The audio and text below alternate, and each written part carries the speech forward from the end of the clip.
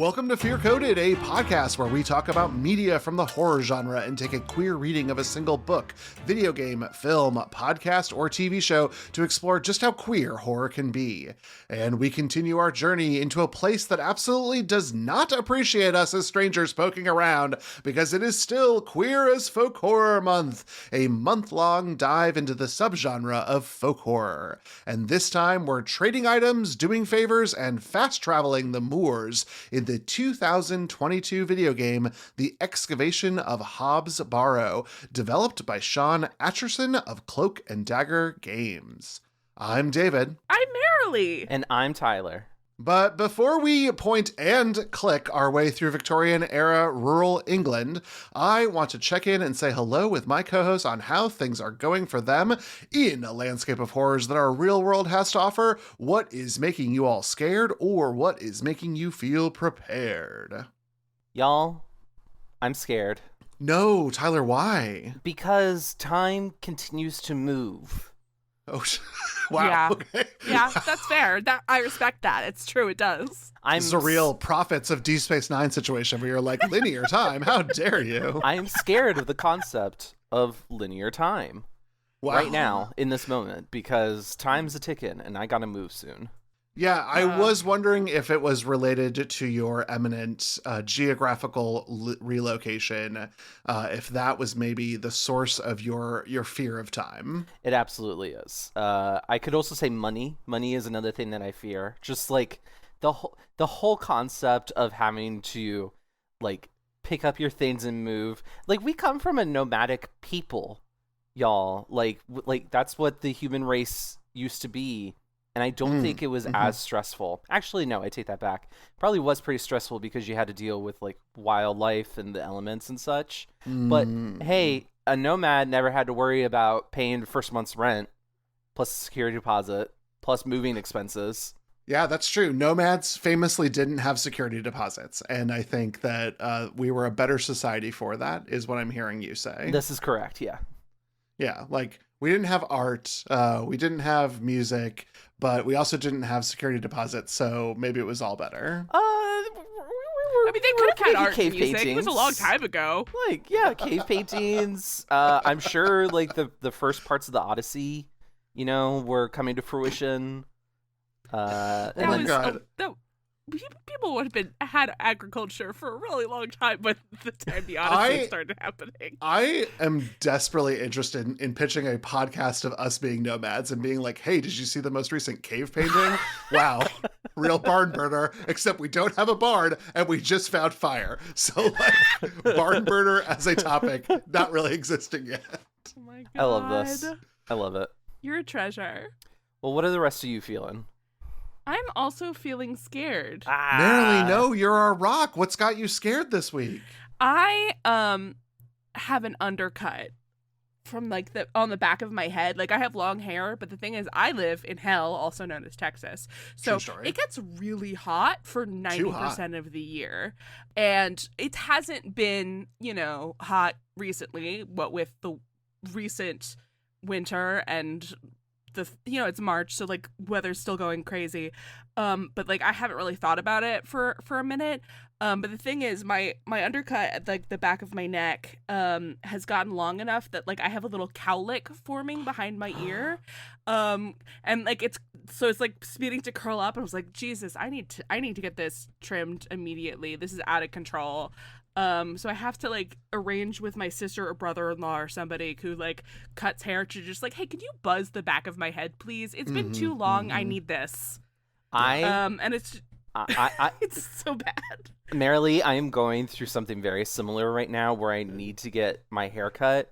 The top I kind of like leave like a little long and curly and stuff, but the sides I always try to get super short, and the back is so like long and curly and keeps on like cowlicking and stuff, and it's very uncomfortable. It's not good. It's not good for sure. I just like, when I started doing this haircut, it was like such a revelation for me, because I can't have hair touching the back of my neck, and now it's happening. It's happening again for me, and I hate it here. Yeah. Well, you know what? Hair, I think this is like the curse of queer people. Okay, so hear me out on this one. You know how ready. gay people will always post photos on themselves after a haircut saying gay power is restored? Yeah. Well, this is what's happening to us. We're basically suffering through our own kryptonite because we are in desperate need of haircuts. Because it's we're growing true. hair. Our gay power has not been restored in a while, and we're running on empty, and the hair is touching. It's touching. The hair is touching. It's the sensory issue. I totally get and understand. Your hair looks fantastic on camera, both of you. Oh, thank you. Thank you. It's just pulled up. You can't even see it. It's fine. I am also wearing a hat. So yeah, okay, well then that's what it is. And you actually can only ever see me with headphones because when I take them off, this little thing that I've done now with the headphones, it's part of my hairstyle now. There's a permanent like bump there or like what's the antithesis of a bump? A dent. A dent, a permanent hair dent from the headphones. Yeah, because I wear them all the time. They're just always on. It's true. And you know what? Headphones are a really great look for you. Thank you. I know. But tell us, David, are you feeling scared or prepared this week? It's Fias season here once again for a reminder of anyone who is not Spanish and particularly Valencian in this region of the world to celebrate the coming of spring. The entire country, this entire part of the country, the state, if you would, the community, erects these giant effigies of characters, and then later in the month we'll light them on fire. Incredible. And it's relevant because we're chugging along at a folk horror month, and I have watched ahead a little bit, and like burning effigies is sort of a thing that I now understand to be like a little adjacent to all this. And so you think that I might be building you up to be scared, but nope.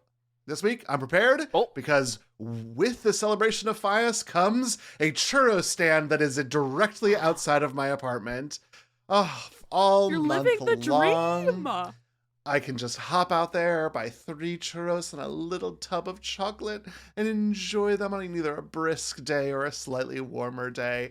And they are okay. I think that of all the churro stands in the city that I have frequented, the one across from our apartment is the worst, but the worst fresh churro stand across from your apartment is still better than no churro stand. Yeah, You're Marilee, I don't know about you, but I don't have a churro stand in front of my apartment. I don't have a churro stand at all. I would have to go like several blocks through a highway to get anywhere near a food stand, and they would not have churros. And they have churros. They have multiple times. They have other things you can dip them in, but that feels indecent. Who am I to argue with the colonizers who brought chocolate back here? And we're like, look at how good this is. Fias is a wild time. A lot of tourists come to the city every day at 2 o'clock. They light off a giant cannon in the middle of town that you can hear throughout everywhere. They will do fireworks. Children throw firecrackers at you, lit firecrackers at you.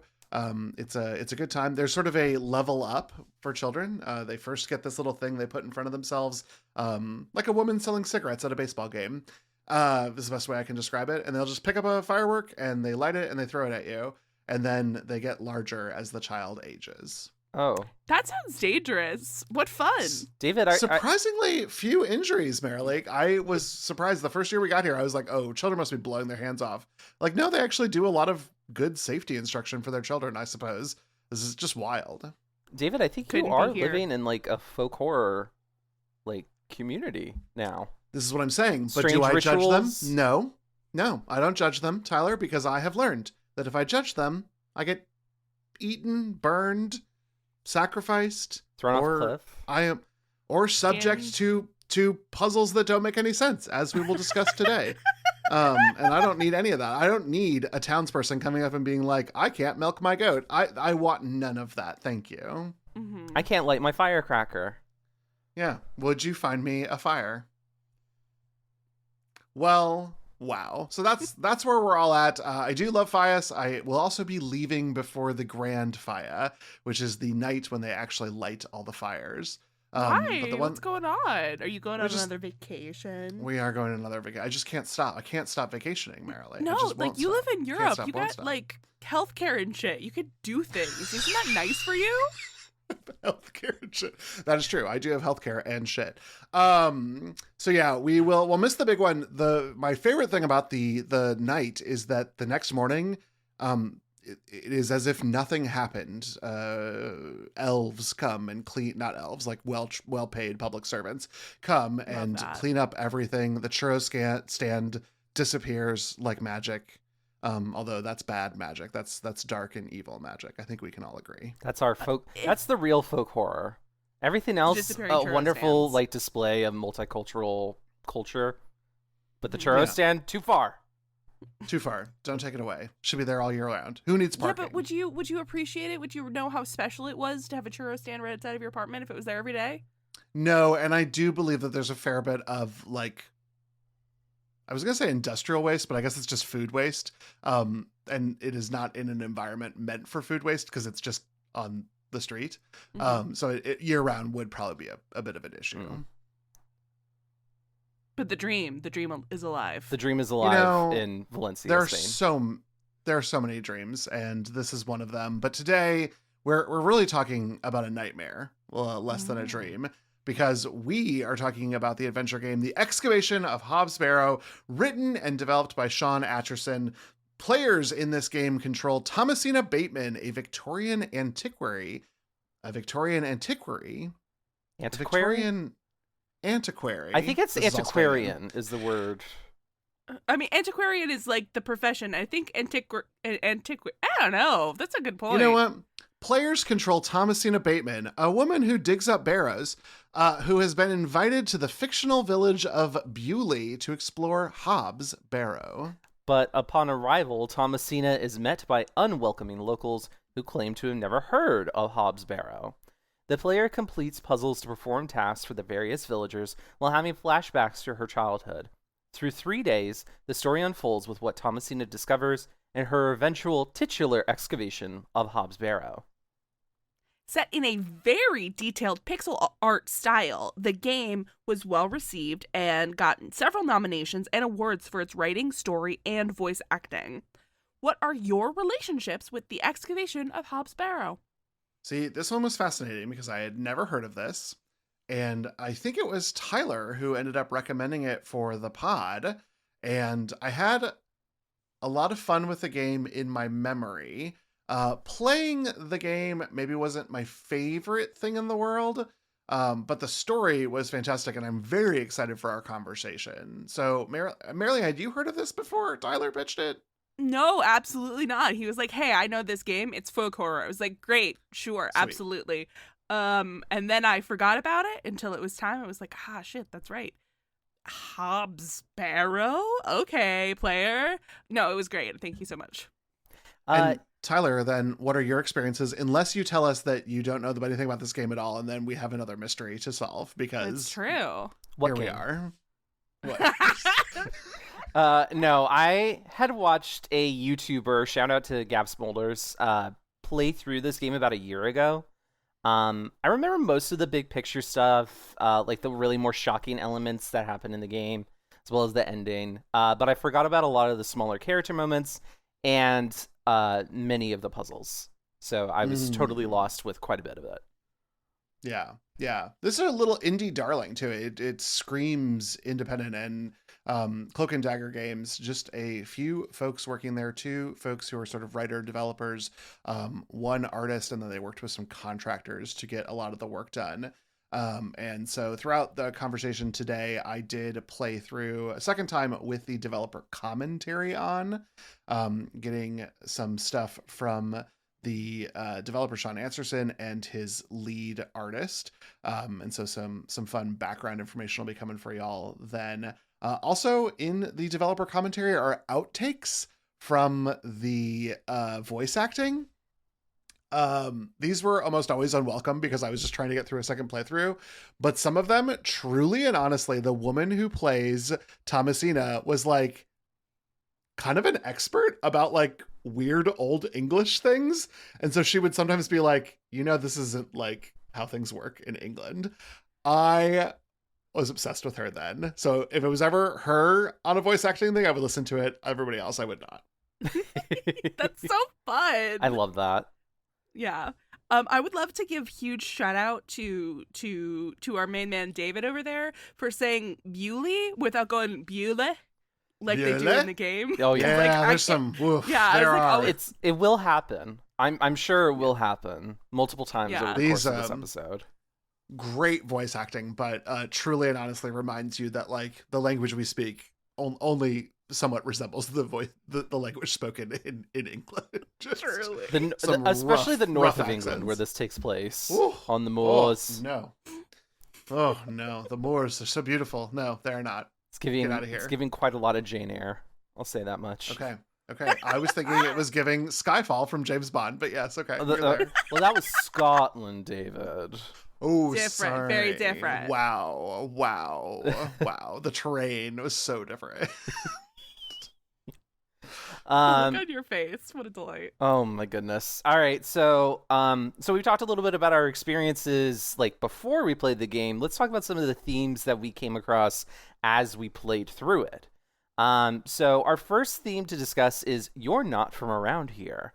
One of the mainstays of the folk horror subgenre is where a character comes into a community which is insular and unwelcoming. Here, Thomasina, the player-controlled character, has to navigate unhelpful locals when she arrives in Bewley, and as she completes her task to investigate Hob's Barrow. I like this because you need this in video games for the player to control someone who is new to the environment, even if they should know things, because the player will always be new to the environment. And that was very clever to make Thomasina an outsider, but it also happened to play very nicely into the folk horror of it all. So I really thought we got a 2-for-1 here. I agree. Yeah. I thought she did a really good job to, like, the creators of the game did a really good job, I feel, of making a character that also wasn't like she's kind of obnoxious, but not in a way that makes us feel off, like put off by her. Right. Probably because we're also playing as her, but she does have like quite a lot of judgments of these people, but the community also isn't really doing itself a lot of favors with some of the people she meets at first. Story. Yeah. So yeah, really interesting. So that's our first theme to keep in mind. Our second one is Do It for Daddy or Bipedal? No, I'm Oedipal. Oh, David. When writing these notes, when narratives pit a central character's motivations alongside or against their parent, there's a deeper character aspect to investigate. Wanting to prove, please, or save your father can be interpreted as an expression of insecurity. This is especially true in this story. Much of Thomasina's motivations are driven by her father's work and her relationship to him, and ultimately, ... we will find out over the course of the episode. Yeah. I thought this was also like a really good theme to kind of keep in mind because, yeah, David, I think you basically explained it so well, just that the character is motivated by a sense of insecurity. Like she's desperately in search of the truth, but is it like because it's something that she finds very fascinating on her own, or is it all because it relates back to her father? Yeah, and we're the daddy work will go over time in these flashbacks that we get through Thomasina back into her childhood. I think there's a slightly queer aspect of this as well, but I wonder how much of that is just that the stories that persisted about sort of chasing after your father were generally written for men. And so for Thomasina to be in the role of a traditionally like male hero character navigating this relationship with their father, I don't know if that just is, if it speaks to queerness or if it just speaks to that, like we had a fucked up misogynistic society that wouldn't allow like women's stories to flourish. But Porque no los dos? Oh, porque no los dos is a great question, Marilee. Why not both? And so then, yeah, it probably is both. So I think there's a little bit of queerness to the sort of inverse Oedipal, which is that this is a female character who is following, chasing, and trying to please her father. We call that the Electra complex.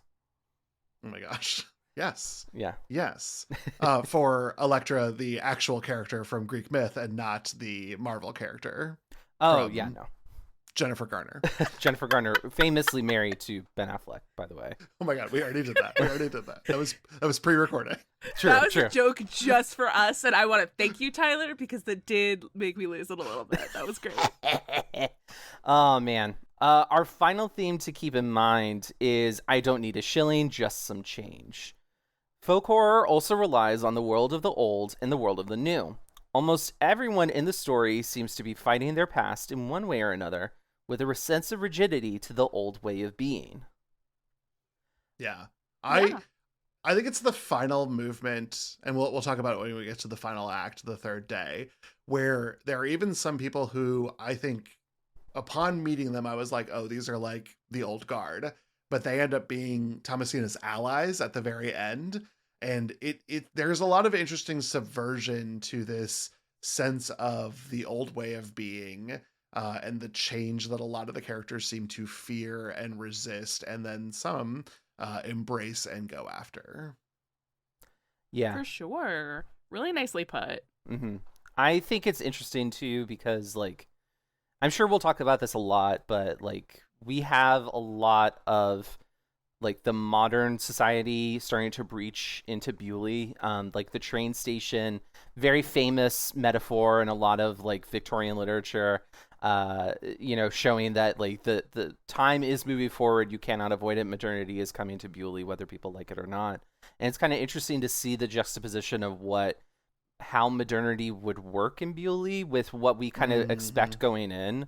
Which is why so many townspeople are grumpy, especially the character of Cyril, who really, really hates the train. But also how that kind of works with the villains in this piece and what they think of progress and modernity mixing with the ancient and unknown. So it'll be interesting. For sure. I also just want to give a shout out. You might have noticed we talked about it a little bit on like the last motivation, on the last theme, but David really gangbusters on these titles. Nailed it. They're all so funny. I love them very much. I appreciate you. Well, appreciate me when I ask this question, which we're in an adventure game. We've done 2 video games. One, I think we were all pretty on board with being pretty scary, and one was only scary in our minds, not actually in playing. And so except for that one jump scare, which did get me real bad. Listen, crucifixes. Well, we'll get to that next month. Tease for April. But I've got to ask you all, what about this video game? What about the Excavation of Hob's Barrow? Was this horror? Were you scared? Where does this fall in our analysis of horror media? Yes, I found this to be horrifying in many instances. Good shit. Yeah.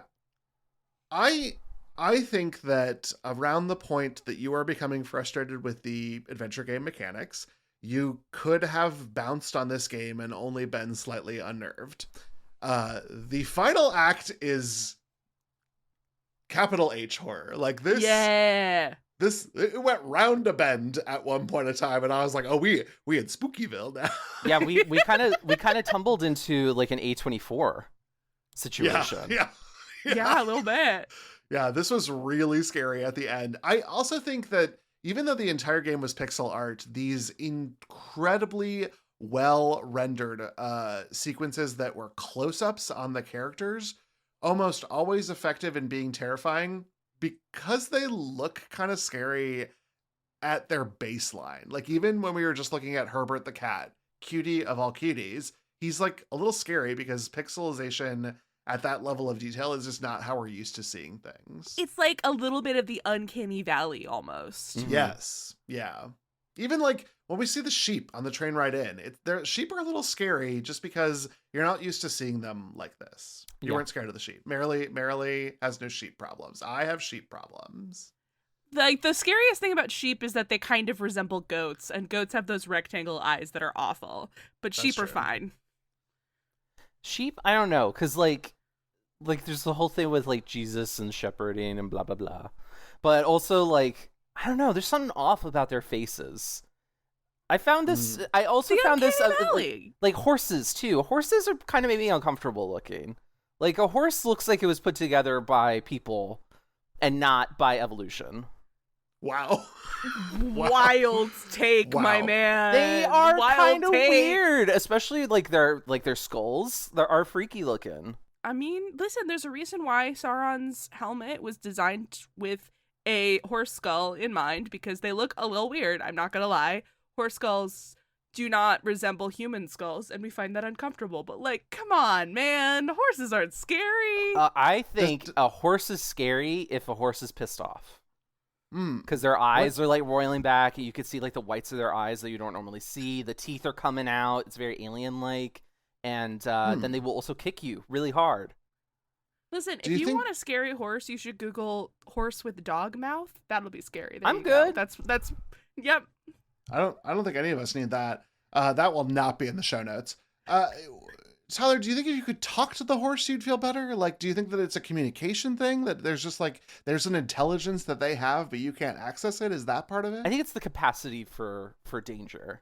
Because I think, because like, obviously like therapy horses and stuff like that exist, and horse girls as a phenomenon exist for a reason. But I think a horse, like, you see it and it looks pretty normal and chill and calm and loving and blah, blah, blah, all that stuff. You feed it an apple and it's like, oh, those are some teeth and the lips are doing things, but whatever. But then if a horse is like pissed off or like freaking out or something, they are like all over the place. They're kicking around. They're like the eyes. I think the eyes are what really get me. And like the eyelashes. I don't know. It's like if you look too closely at something, it starts to look kind of weird. I think that's what it is for me in horses.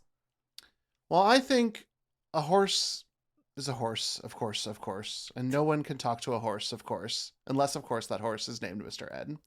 And maybe that's what you're really scared of. Is a talking horse. Hey, is this game queer? We should move on to whether or not this game is queer. Yeah, okay.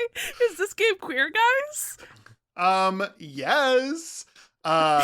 First of all, Thomasina, no video game character has been recorded saying the line, "I've got a queer feeling," as much as this girl. She is just always walking into rooms and being like, "I've got a queer feeling." And it's, I don't know. I'm gay, so maybe I read it as like a little bit more, but it's just very sexy when she says it, and I don't know why.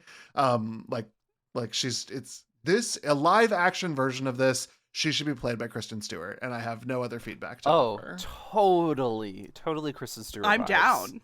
I would love to see her in this. That would be great. Yeah. Can she do a British accent? Yeah, she played Princess Diana. I haven't seen it. She got an Oscar nomination. I hope she can do a British accent. Actually, never mind. Because Oscar nominations can sometimes just be doled out. Like it's nobody's business. Listen, we're not talking about Amelia Perez. Jeez. Wow. Wow. Shots fired. Topical. What about the two of you? Yeah, very topical. Did you think that this game was queer? The story or the game was queer? Listen, a Victorian lady scientist feels queer? Water wet. More news later. Yeah. Yeah, I think Marilee has it. Like, she doesn't like to wear a dress. One of the very first things that you do as a player controlling Thomasina is go to her room and have her change out of her big frilly dress and put on pants. I think that's very queer. She talks about how she feels way more comfortable in her work clothes with the pants as opposed to a skirt. I think she's not the marrying kind. She's not the marrying kind. That's very much something that she says several times over the course of the game. Especially because a lot of people are like, "Oh, is your husband coming?" or something like that. And she has to repeatedly say, "No, I'm on my own. I don't need a man. I'm very happy just in my single life." And it's like, good for you, Thomasina. I love you, girl. Like, she's fantastic.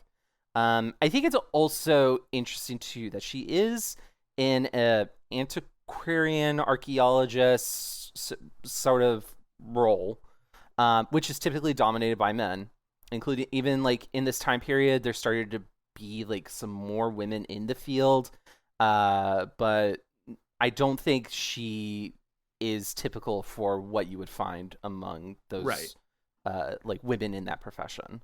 Like I think the fact that she is wearing pants and she is much more like, she acts much more like how we would write a strong female character as opposed to how a true Victorian would write a strong female character.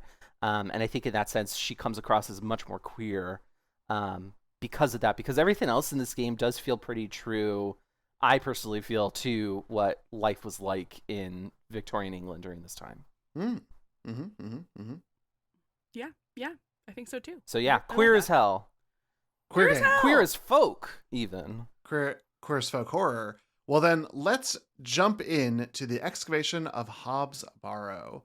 The game begins with the player character Thomasina, seemingly a silent protagonist, walking to Ticehurst House, where a man greets her and tells her that her father is inside. Thomasina heads in, and we are treated to a title card for the game.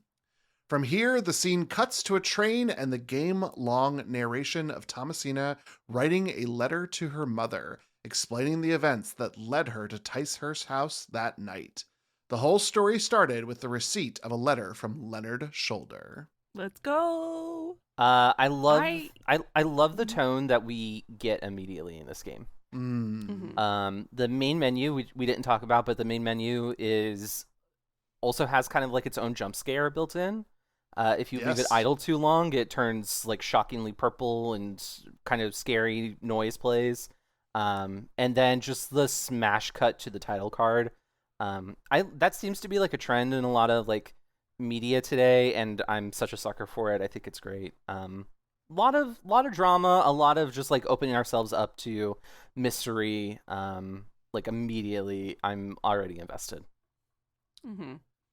Tyler, did you happen to notice that the purple pinkish jump scare that you describe only happens after you beat the game? No, it was happening to me before that. Interesting. Okay. Well, on the developer commentary, they talked about how there are two different menus built into the game. One before the player clears a certain programming obstacle, and one afterwards. And so you were not supposed to see it until afterwards. Interesting. Okay. I didn't pay that much attention to the menu after a couple after a couple times playing the game, just because I was like, okay, I got to get in here. I got to play this game. I'm not idling in the menu. Yeah. So it could have changed. It could have shown like a different image. But yeah. That's fun. As someone who never idled in the menu, this is great news to me. Apparently it was like, let's go. I've got to point and click. I love Ticehurst House. I think it is so imposing. I love the rainy, dark, spooky evening. There's a lot of rain in this game, I suppose, because there's a lot of rain in England. Weird. The art director, John Inch, was like, I'm really sad that you can't see this house because it's very pretty. And I designed it to be able to be seen during the day, and we never showed it during the day. Womp womp. I think we are better for it because it is more evocative and effective, but it is pretty scary.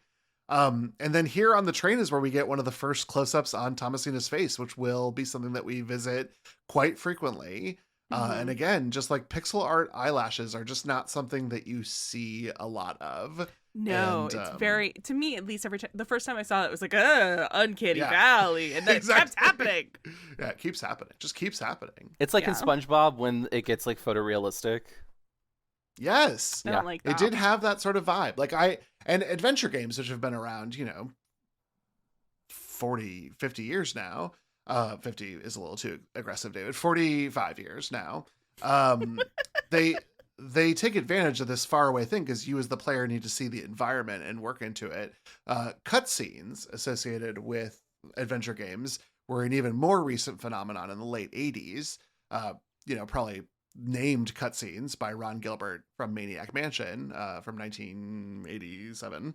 And so like until that, we never even had these sorts of things, and it wouldn't be until Sierra Games moved into like Phantasmagoria and the other one that they did that they would have like the close-up cutscene. So this is like paying a lot of homage to that, but doing it in a much more distinctive style. I love that. That's such cool like video game history, David. Yeah, David, you're such a delight. I really appreciate that. My only note for this section was I included a screenshot from GTA that says, "Oh shit, here we go again." Because that was definitely my whole vibe. I was watching it. It's like, yeah, this is a horror game for sure. It starts with an ominous thing, and then it's a flashback where somebody is going to explain the whole thing in a letter. Yeah. True story. Yeah, so this is it's kind of an epistolary. So if you're playing your fear-coded drinking game, we're going to talk about a story told through letters. And time to take a shot, I suppose. Man, we should make that like an official thing. I kind of love this idea. We talk about, I mean, first of all, epistolaries of different, that's an April thing. Epistolaries seems to be a very common trope in the horror genre, I'm now learning. And here we are again. Oh shit, here we go again. Here we go again. Oh shit, here we go. Oh fuck. All right, so we have now arrived at Bewley Station. Thomasina is greeted by a woman who gives her directions to the inn. Before leaving, the woman asks Thomasina what brings her to Bewley, and the player is given an option of telling the truth or lying. David wrote this note, ladies and gentlemen, and anyone who does not identify in that way, and I will tell you that David fucking rend me to filth in these notes.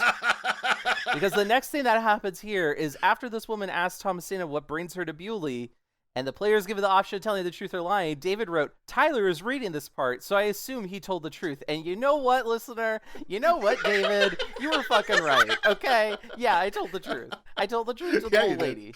What about it? Yeah, you did. I need listeners to know that I made my decisions based on how I thought Marilee and Tyler would make their decisions so that we could have a diversity of experiences in this.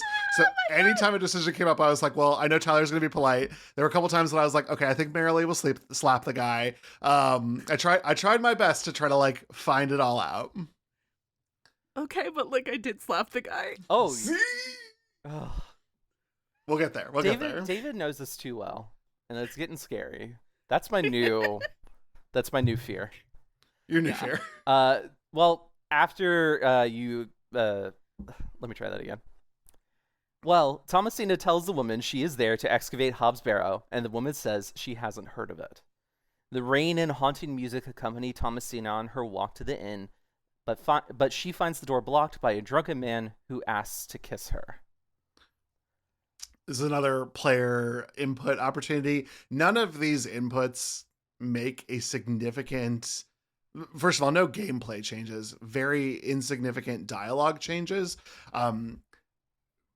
Maybe this is a critique of the game. Not a lot of long memory for a lot of these characters. So if you are like rude to them, they will forget it pretty much by your next interaction. There's not a lot of long-term follow through. Arthur Tillett here, who we meet, is kind of the exception. So your first impression of Arthur will come back later this first day in Bewley. And wow, Arthur Tillett here is just making the worst first impression that you can, being like sloppy drunk. It's like midday and he's like, kiss me. And your choices are to kiss him, slap him, or to evade the question. And so what did you all choose to do? I slapped him. I also slapped him. You got me. And I got that fucking achievement for it. You sure did. You sure did. Slapping him gives you a he deserved it achievement. Really fun to see that pop up. If you kiss him, you do not actually kiss him. But I do think that actually my favorite option is to defuse the situation, because Thomasina, despite being like, I'm a single woman who doesn't need no man, her first thing is like, wouldn't your wife be bothered by this? Wow. Thomasina grabbing the weapon of heteronormativity when you need it. Good for her. Mm-hmm. But Arthur actually is married, and it's a little bit touching what their dialogue is later in the day of how he like forgot her and he cares for her. And with Arthur's overall journey, I think that's my favorite response, is the diffuse option. I believe it. I honestly do want to replay this game with the commentary on, so I am going to do that, David. I'm going to make that choice the next time I play, because I'm very curious about that, because Arthur Tillett is a really interesting character, right? Yeah. Like, I cannot believe the hero's journey we went on for Arthur fucking Tillett. Like, are you kidding me? Like, this guy? Mm-hmm. What a fun writing choice. Yeah. I think it was definitely a great choice to make Arthur Tillett, who comes off in probably the worst way possible for audiences, especially a modern audience. You know, I to see him progress in a very interesting way that also doesn't go exactly the way you think it will. I think is great. I think if we like kind of pull back a little bit and really look at folk horror in general, we watched Midsummer, we played this game. We're going to talk about another movie next week that is extremely folk horror, probably the most folk horror thing of all time. But in all of these pieces of media, folk horror characters rely quite a bit on deception to make their plot succeed. Arthur Tillett is kind of our only real source of truth in this community, and the game does such an excellent job of making us doubt him from the jump, so that when we are talking to many of these characters who are deceptive towards Thomasina and by extension ourselves, it makes us feel much safer with those people. But Arthur Tillett ends up being the one who is like the true ally, and I think even Thomasina a little bit later calls him her ally, and he's the only person in Bewley that Thomasina refers to as an ally. So it's interesting. There's some clues in there that we should believe Arthur, but poor Arthur, he's a drunk, he's got memory problems, he's also been through a lot of family trauma, as we will come to learn. I think it's fascinating to see such a broken person be the person that we should listen to the most. It's kind of that whole thing with the fool character type. The fool is the one who tells the truth. So I think that's awesome. That's great. I love that. Thank you so much. Mm-hmm. I hadn't considered to connect him with the fool archetype, but you're 1,000% right. We love to see it. And we'll see like the fool crop up in next week's episode. But that is like a little bit of a different presentation. So, cool stuff. Marilee, what happens next in the game? Well, I could delay the point more, but no, we're just continue. Thomasina arrives at the Plow and Furrow, a quaint and cozy inn. The innkeeper, Stanley, helps her arrange a room and confirms that he knows Mr. Shoulder. Thomasina changes from her dress into her outdoor clothing, her pants, and she then tells Stanley that she is here to excavate Hob's Barrow, but like the woman at the train station, Stanley says that he has lived here his whole life and he's never heard of it. She also meets Cyril, who tells her she should leave and that he doesn't appreciate the train bringing in outsiders. Wow.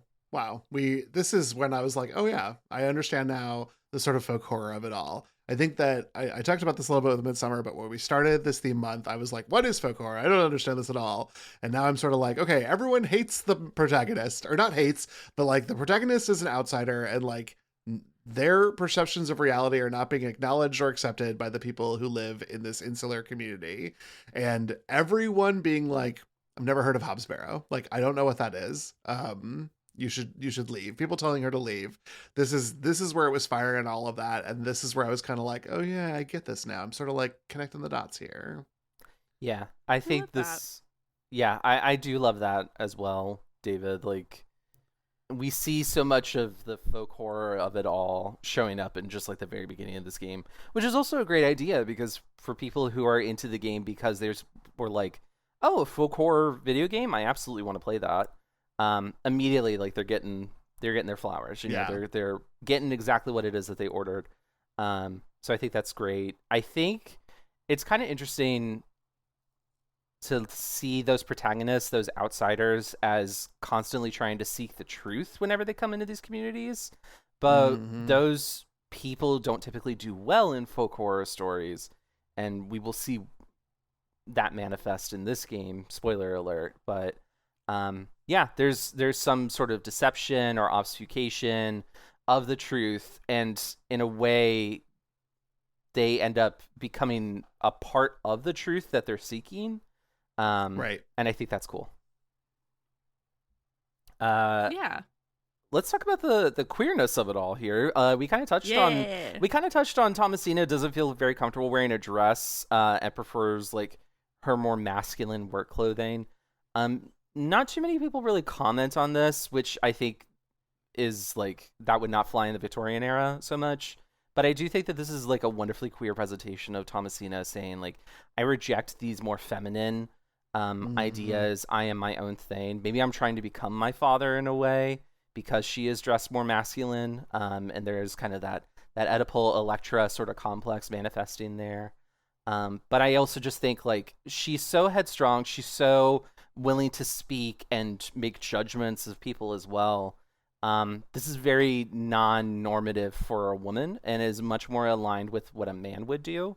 And so I think that there is definitely, like, you can even maybe see like a sort of proto-trans allegory here in like a Victorian era methodology where, you know, I don't think the idea of transgender as we see it in the 21st century existed as it did in the 19th century. And so I don't want to say that it is trans, but it is like certainly got some elements of like a proto-trans narrative happening in here. And I think that is also wonderful. And I think it also kind of colors a lot of interactions that Thomasina will have where maybe we see the community of Bewley as enforcing a heteronormative paradigm. Maybe there is some queerness in Bewley that she actually fits in pretty well with. Yeah, it's interesting. I find Thomasina to be a very engaging character. Well, and we even get a little bit of allyship with Stanley here, because when she comes down in the outfit, he remarks how much more comfortable or more like she seems more alive or more happy. I don't remember the exact line, but he sort of acknowledges that she does feel better in these work clothes than she felt in her sort of like frumpy, maybe purple dress. And so, like, get it, Stanley, you're an ally. I hope that you do not betray us in a couple of acts of the story. Yeah. I don't know why you would say that. Anyway, Cyril's a grump, and he is exactly that character that you see a lot of the time. And I saw him and was like, hey, it's that fucking guy. Look at him go. I liked him. Grumpy old Northern Englishman just talks like that. So grumpy. So grumpy. So yeah. Grumpy. I love him. But then, of course, Cyril ends up being a person that, you know, maybe we should give a little bit more credence to than we thought. Yeah, maybe the honeyed words of the innkeeper are not as good as the gravelly words of the man who actually wants to keep us safe in our suspenders. We have several acts to get through before then. Stop putting the cart before the spooky horse. Fine. Well, let me get on with the storyline then. Well, sorry. Just one more thing on Thomasina's outfit. Now that she's in her outdoor clothes, she's much more animated as a character sprite. There's probably hundreds of animations that are now available to us to see, whether it's her idle animation, how she walks, how she runs. If you were to double click and exit, you get a little bit of run animation, how she interacts with things, picks things up, moves things around. That's all sort of open to us as the player because the game is now like sort of begun, and we're not just walking from one place to another, which is the only gameplay we've experienced so far. Interesting. I love that call out, David. What a great call out. Yeah. Well, Thomasina, our pants-wearing heroine, waits for Mr. Shoulder, but sadly Mr. Shoulder does not show up. The drunk from before comes in and introduces himself. He is Arthur Tillett. He promises to share information about Leonard Shoulder for an ale. Thomasina delivers, but Arthur passes the fuck out very rudely. The player has to solve a small puzzle to get a jug of water from her room to pour over Arthur to wake him up. Arthur does, but immediately goes into the restroom. Thomasina waits for a long time, but eventually follows him in. She only finds a cat. Mr. Tillett must have left into the alley, but the door to get out into the alley from the bathroom is jammed. Going around outside, she discovers a white glove and a man walking away from the scene. Not able to follow the mysterious man into the moors at night, Thomasina returns to the inn for the night. While she sleeps, the cat from before creeps inside and jumps on her bed. Dun dun dun. Dun, dun, dun. Let's start by talking about Herbert. Just Herbert, such a cutie little cat. They call him a stray. I'm sure that he's disgusting, but he looks really cute in the game. He's cute, I just kept imagining him covered in Vaseline. Because he's a stray. Yeah, there's probably like a whole other plot line going on in this game, like following Herbert, just like leading a crew of cats. Actually, you know what? Not far off from what we see in the end. That's true. I do love the ugly cuteness of Herbert. I do want to talk about that cutscene of Herbert creeping in. We get, like we talked about before, we get these extremely detailed cutscenes that are almost like Oh shoot, I just forgot the word. I'll come back to that later. Rotoscoped, is that the word you're looking for? Yes, because that's what they look like to me. They do look rotoscoped. They do look rotoscoped, and I think it would be so interesting to see if they like rotoscoped a cat. No rotoscoping of the cat, David. Well, they didn't, but what Inch talks about in his commentary is his goal was to make it look like rotoscoping. So to make it feel unnerving, and he did it. That's awesome part of what job, makes it feel Shaun. unnerving. Kudos to you on that one. That's very effective. Yeah, we see Herbert, and he's got like a very creepy, not super feline face when we see him in this sequence. It kind of looks like a fucked up looking human face imposed onto a cat. Yeah. And that is just as horrifying as I described it, audience. It's great. I love it. Very spooky immediately. Yeah. Love Herbert. We're big Herbert stans on this podcast. And well, you guys can be Herbert stans. I personally, here's the thing. Herbert's great. We love all cats. My thing is, if I woke up in the middle of the night to a cat, like a stranger cat coming into my room, even though I knew I locked the door, it jumps on my bed, and then I black out until morning, and I wake up and my door's still locked. Simply, I am not a horror game protagonist. There's nothing I want to know bad enough to stay right there. I would simply leave. No, thank you. So I hear you say that, Marilee, but can I change your mind with this image? Because Herbert has become a bit of a mascot of the game, and right now, as we speak, at the time of recording, not at the time of release, sorry, listener, you have 4 days to put in your order for a Herbert plushie. I kind of want it Does so this do bad. it, Marilee? No, doesn't do it. Marilee said no. She said no. No, I'm so sorry. It's simply not for me. A human face on cat is very fun. We know what we do in the shadows. That's the one. It's very fun in what we do in the shadows. Not so fun for a human cat. That's fair. I just think it's funny that we're covering this game as like Herbert is having a renaissance for no seemingly particular reason. They just decided to try to drop or this is makeshift to try to get a funding for this cat plush while we were covering this game. Incredible.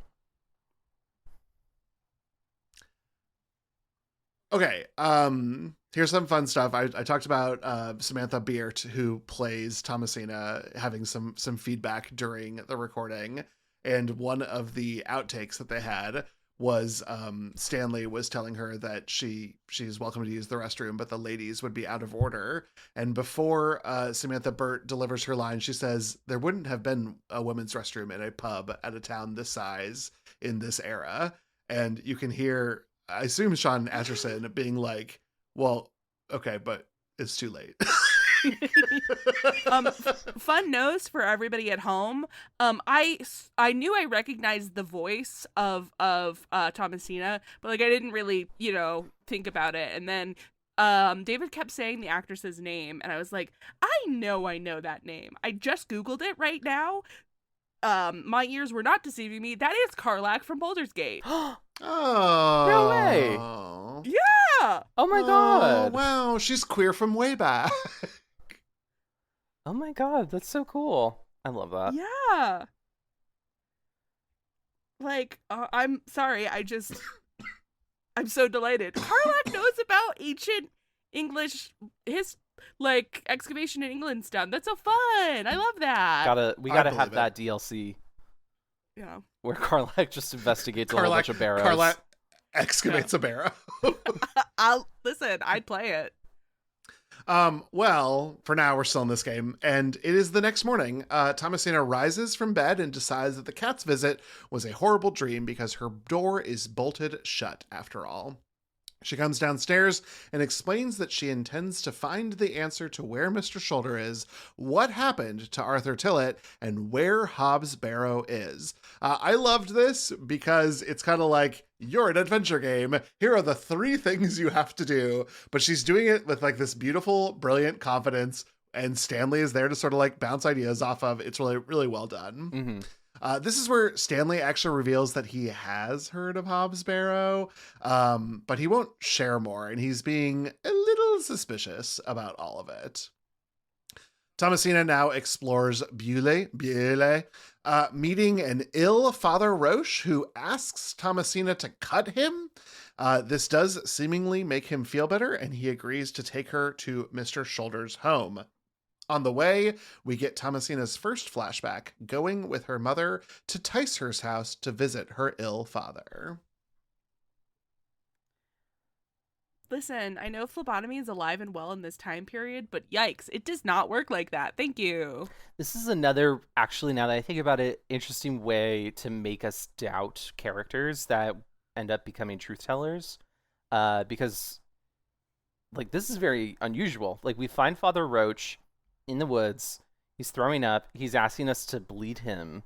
And then after we comply, he's perfectly right as rain. And it's like, hold on, you're not feeling sick at all. You're not going to tell us more about your illness. You just kind of have one. Like, there's something, like, this guy is keeping secrets and we want to know why. But because he's keeping secrets. I actually have a conspiracy theory. You have a conspiracy about Father Roche? Ooh, please. I do. Please tell us. I do. So, like, this slight spoilers for what we're going to talk about in 20 minutes. But as it turns out that the bad of the game can kind of, like, possess people and make them do stuff. I think that Father Roche was fighting for control here. And, like, that's why he was sick. But for some reason, like, the bloodletting, like, whatever was going, like, the blood sacrifice of that allowed the big bad to take control of him. And that's why he leads her to Leonard Shoulder's house. Wow. That is interesting, Marilee. I was also trying to concoct some sort of thing because this is the only other bleeding outside of Thomasina's important bleeding at the end, which all has to do with sharing blood from her father. And I was like, okay, so when Thomasina's father was in town, did he like nail Father Roche and there's still like some blood-based bodily fluid hanging out in the father's body and he's got to bleed it out? But your scenario is a little bit more sensical than mine is.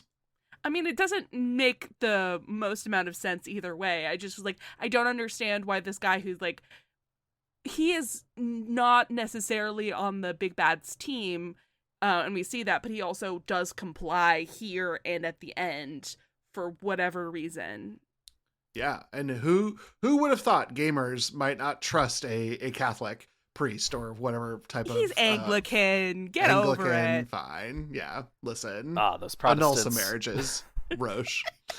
Gamers hate Protestants. It's no. Marilee, honestly, I really love that idea too because it kind of... I think it totally like holds water because by the end of the game, there is a lot of uncertainty around the true supernatural entity that has arisen. We don't know the scope of its powers. It just kind of seems to have new ones as needed. But I think that totally makes sense, especially with a little bit more of what we learn later about certain supernatural characters in this game.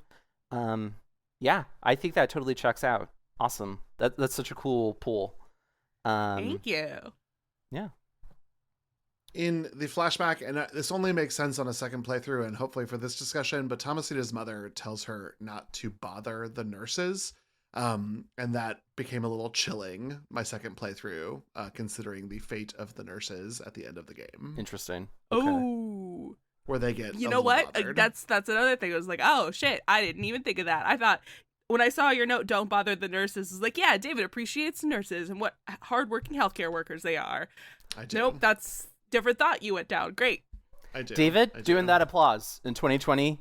Like around all the apartment buildings, just clapping for the nurses. I was. Yeah, I had my pots and pans out and I was banging them and I was like, don't pay these people. Let's make some noise. Yay.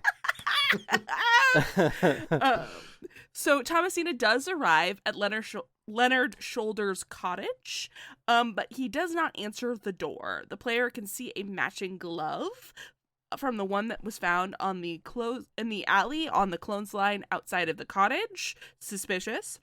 Resigned that Mr. Shoulder isn't at home, Thomasina returns to town to find her assistant, who should be arriving with her supplies, but he isn't at the train station. Instead, Thomasina finds Mr. Tillett working his job as the station manager. He says he remembers nothing from last night.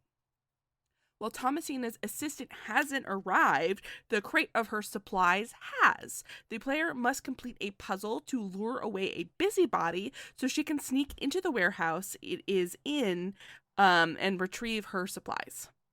So I think this is where I messaged both of you and I was like, maybe get a guide for this game. Yeah. Because this puzzle was like, it's a little esoteric. You've got to trick this man into having a beer at the Plow and Barrow, but you also have to get Cyril to have a beer there, or an ale, sorry, so that they argue with each other and that gets him away. You need a lockpick for this, which you can find attached to a doll that's been buried in a circle of mushrooms by a child. You have to get the child to get away. This is adventure game time. This leads to that, leads to that, leads to this, leads to this. Then you finally get your stuff. Exhausting. Yeah. I'm going to be real. Yeah. Oh God, I feel really bad having critiques about this game because it's like, it's such a good story and the art is beautiful and I think the animations are wonderful. But then like the actual like adventure game bullshit, I just Yeah. so frustrating. It's funny because Act 3 will be like fucking Island of Mist, but here we are truly King Graham on King's Quest. Like it is just, or like fucking I have to make a mustache with this cat fur. Like we're truly in like weird adventure game land, and I just don't love it. It feels padded, even though I know that it's the gameplay loop, but otherwise this is such a brilliant and wonderful experience. That's why this feels so heavy and clunky and gross. Mm-hmm. Mm-hmm. Mm-hmm. That being said, I do like that part of the puzzle you have to solve is to open a tab. You need some sort of collateral to open a tab. Where does Thomasina get the collateral? Well, she goes into the church and just takes a silver like cross that was hanging there and is like, this is my collateral. And I do think that for a story about folk horror, where the ultimate big bad is not Christian based, trading a symbol of Christianity away for money, to sort of throw away this quote new god in order to seek wealth and fortune, is like kind of in line with the folk horror of it all. God, you're so smart. I had not even considered that symbolism, and I love that here. Like, that is so smart. You're so fun and smart. I love that. Like, because truly where my brain was at was I was furious because here I was only thinking about Thomasina fully stealing that necklace at that point. When she picked it up in the church, she was like, this belongs to somebody. I'll try and return it. No, she's just straight stealing. Yep, I actually, first of all, Marilee, I actually really love that. I hadn't considered that she was stealing at that time. So both of you, A+ on your reads here. Yeah, I think it's also interesting because she even says specifically, like, I'm going to hold on to this and then give it to the rightful owner. And you can show it to a couple people, just to be like, hey, is this yours? And then like, no, but, we'll keep an eye out for whoever's it belongs to. And then she's just like, oh, here you go. And she gives it to Stanley, who, as it turns out, maybe not as trustworthy as we would think. I mean, he does lie to us first thing and then comes clean the next day. So I suppose I should not have been as surprised as I was when it turns out Stanley is not as chill as we thought. But yeah, I really love that read, David, about trading Christianity for money, and I think that's great. I think that's wonderful. And it becomes like a consistent theme throughout, is just like the Christian God or like the widely accepted culture versus the old God and the old money and everything that relates to it.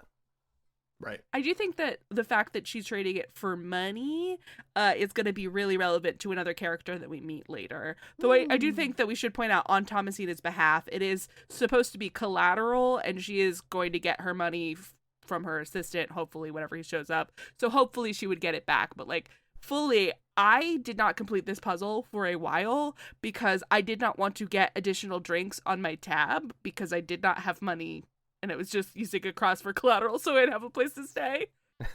Before we move on, I want to ask, while we were talking about, like, Thomasina's assistant hasn't arrived with the crate or anything, I gotta ask, I know that Arthur Tillett is the guy who's manning the station. So if something hinky happened, it was not at Bewley Station. Do we think that Thomasina's assistant was waylaid in some way? Or is it genuinely that he is just, like, there was an emergency, he had to not be there? Yeah, I tried to figure out if there were any additional context clues associated with Kenneth not being able to be there. Like, did Lord Panswick write him a note or something? There's nothing in the game. And this was one of my disappointments, is that they never talked about it in the commentary. Oh. And I just was like, what happened to Kenneth? What happened to Kenneth? What happened to Kenneth? Because I don't think things would have happened the way they do in the game if Kenneth was there. So, and because like it adds to the mystery and all of her being there alone and not having certain things. So like, what happened to Kenneth, gang? There's a character who shows up very briefly later, but his arrival is so dramatic. And I kind of wish that instead of it being just like some character that they invented for one little part of a quest line, it had been Kenneth.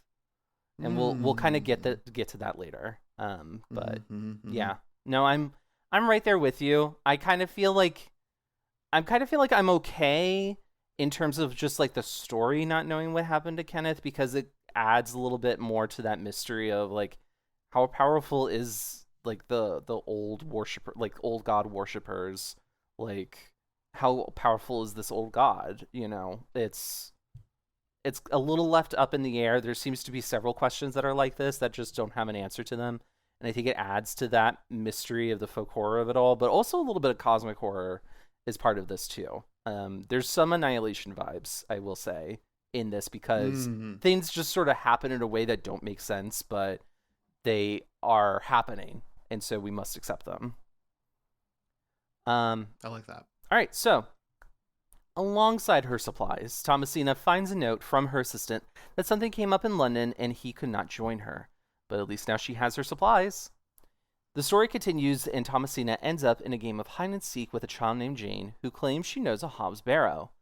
But following evidence of the child's giggles puts Thomasina face to snout with an angry badger? No. Jane, however... Wait, no, what? Just no more badgers. No more badgers! We just keep getting attacked by small animals in these video games. Why? No escape. Jane waits outside and gives directions to Mr. Bryden's farm, where Hobbs Barrow awaits. Thomasina is off. She arrives at Mr. Bryden's farm and inquires after Hobbs Barrow, learning that Mr. Bryden's brother helped with an excavation 25 years ago with 2 other people. His brother Samuel lost a hand and returned unable to speak. With some negotiation, Thomasina receives permission to set eyes on Hobbs Barrow, but can only look at it. Seeing the barrow triggers a memory for Thomasina of the first time her father encouraged her to dig up artifacts as a child. She digs up a red urn he buried for her. So what's going on with Jane? What's the story with Jane? You know, I didn't consider any of that. You all have written some beautiful and brilliant things here. I was just like, oh, she's just a shit kid. I hope she dies. I living my truth on this podcast. Like, I hope you eat it, Jane. You're so fun, David, and I love and treasure you. Personally, I just thought that like it was related specifically to Thomasina, like the barrow was affecting her. But you know, could be Jane. I mean, I do kind of think, because once again, like, this is just like what I just described. Some things happen that are impossible, and maybe cosmic horror influence. So this god is more powerful than we could possibly imagine. But, or it could be Jane has some sort of power connected to this god. Maybe the people of this community, there's just something more supernatural at work here, but no one really seems to pay attention to it. Or Jane was throwing her voice with those giggles and tricked Thomasina into going in there and finding the badger. Like, there's so much mystery and no answers to these questions, and I think it just further adds to the discomfort. Because I think another thing too that I've noticed with folk horror, and maybe you all can like relate to this, but in all these stories, I feel like really uncomfortable with what happens. Like this stuff that happens in these stories, it's not just scary, it also feels kind of disturbing in a way. Like Midsummer, of course, has a lot of disturbing stuff going on. This game has some disturbing stuff going on. The later material that we're going to watch and talk about also has a lot of disturbing stuff going on. There's just something that is like doomed about these narratives. Like the protagonist is going to be doomed no matter what they do. And to me, that makes me feel really uncomfortable. But I think it's interesting that it's relates to or manifests in these folk horror stories the most, it seems. Do you guys like kind of relate to that at all? I think that, you know, folk horror kind of ties into our shared cultural narratives and like our history in like in a very specific kind of way. And so the things that you are finding uncomfortable are things that humanity has found uncomfortable for a very long time. Like we don't like predestination. We don't like not having a choice and as it turns out, like there's nothing that we could have done that stopped this thing from happening to us that we didn't like. You know what I mean? So, yeah, it makes sense that it's uncomfortable because that means it's working. I love that. I also think that for like the queer of it all, like, you know, this, we talked about this with Midsummer, so I'm not trying to like go over the same ground, but there is something like inherently queer to the idea of like being an outsider, interacting with an environment, the idea of like predestination as a heteronormative force that is pulling you in one direction. And I think that all plays on the things that you all are talking about here. And like, that's our job as queer podcasters to like talk about and call attention to. And I think that not just because she's wearing pants and suspenders and looks super cute, but like Thomasina is a queer hero because she represents that outsiderness and that conflict. And yet, because we got this flashback here, she is still driven by the daddy of this all. And like, my dad buried this urn and I dug it up. And like, to make my dad happy, I will dig up barrows across all of England and write a book about it. And maybe that will make him finally love me and wake up from his like catatonic state. And it's interesting that like later Thomasina's motives to save her father will be like directly supernatural, but for now it does seem just very Freudian, for want of a better word. I love that. I think I think you both bring up such excellent points about that. Marilee, I think you bring up a wonderful point in the idea that this is all part of like a shared cultural like norm that we have. Like, of course we're uncomfortable with a lot of these things, but I think what's interesting with folk horror is that it seems a little bit more closely tied to this idea of like the shared cultural fear that we have of certain elements. And I think that's very fascinating. I think it manifests also a lot in here too, in part of what makes it so queer, in that Thomasina is the one who's trying to find out the truth, but the community that she has fallen into knows more than she does. And if you are ever in a situation where you are that outsider in a community of people who know more than you do, or who are more versed in the cultural norms than you are, like for me, if I went to like a football, you know, tailgate party, I'd be uncomfortable, but I'm not about to, you know, be used as a sacrifice or whatever. But it's still that same sense of it that I know of. I don't know how intense, I don't know, Tampa Bay Buccaneers fans are crazy. But either way, like there's this anxiety that comes from being the person who's not in the know. And I think a lot of that also has to do with the queer experience. And so even when a character like Jane shows up and she's giggling at Thomasina, and then she's like, "What are you talking about? I was out here hiding behind a tree the whole time. You were just being silly." I think even at that minute level, it does show the hostility that the community has towards a queer person coming in here. See? So eat it, Jane, as I said before. I think she should be put into that hole with a badger. And then forced to make friends. Badger, ally, just didn't recognize our queer girl at first. Would have had her back if she wouldn't have like gone all the way down into his hole. Yeah, that's true. If you go in, never mind. I'm not going there. You know what? I put that ball on a tee for you. You stepped up to the plate and then you walked away. David, I just found out that people from my work listen to this podcast, and so I can't make the joke that was being teed up, or else I'm worried I'm going to have an HR meeting. Listen, Tyler's work colleagues, come on the podcast and talk about going deep into the hole. Yeah, actually, just do that. Come on, y'all. I'll bring it up in our next. Speaking of badgers, I would love to make this point. David already got to my joke earlier, but I'm gonna do it anyway because I still think it's funny.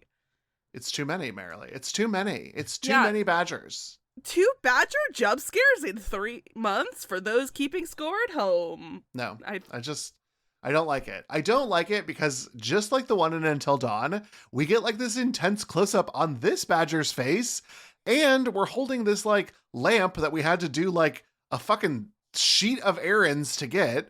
And then we're like running out. Hey, I did have a question for either of you. Did either of you try to use your match in the hole to light the way? I was told that my match was useless earlier, so no, I did not. I did try. Your match was useless. If you retained your match, Tyler, it would just get wet anyway, and then she would throw it away at the next act. So... It's not like hanging on to the match until the very end, let you like love your dad or whatever.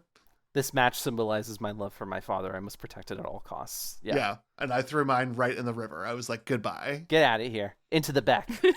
Into the beck with you. The beck. The beck is such a, I don't know, unique word that I don't use very often. And I loved it because it did feel like so provincial, I suppose. Yeah, very Victorian. There are a lot of really fun words for like rivers and streams and stuff in England, and I just think that it's part of their folksy charm. Yeah. You hear that, English people? We think you're folksy. We think you're folksy. And come on, and charming, and charming. Including, I did just kind of feel like there should be some like haughty bitch walking the streets being like, I love reading books. And then the townspeople sang about how terrible she was. Like that's what Bewley was. Just, God, there goes the baker with his bread like always. All right. Go ahead. David, I was kind of curious what you thought about this actual scene where she shows up to Hob's Barrow. Yeah, I like, first of all, I like, what's his name? The guy who owns the farm. Mr. Bryden. Mr. Bryden. I like Mr. Bryden. I think later we know he's in like cahoots and he's evil. They're all evil. But I like Mr. Bryden. He's kind of no nonsense. He owns a goat.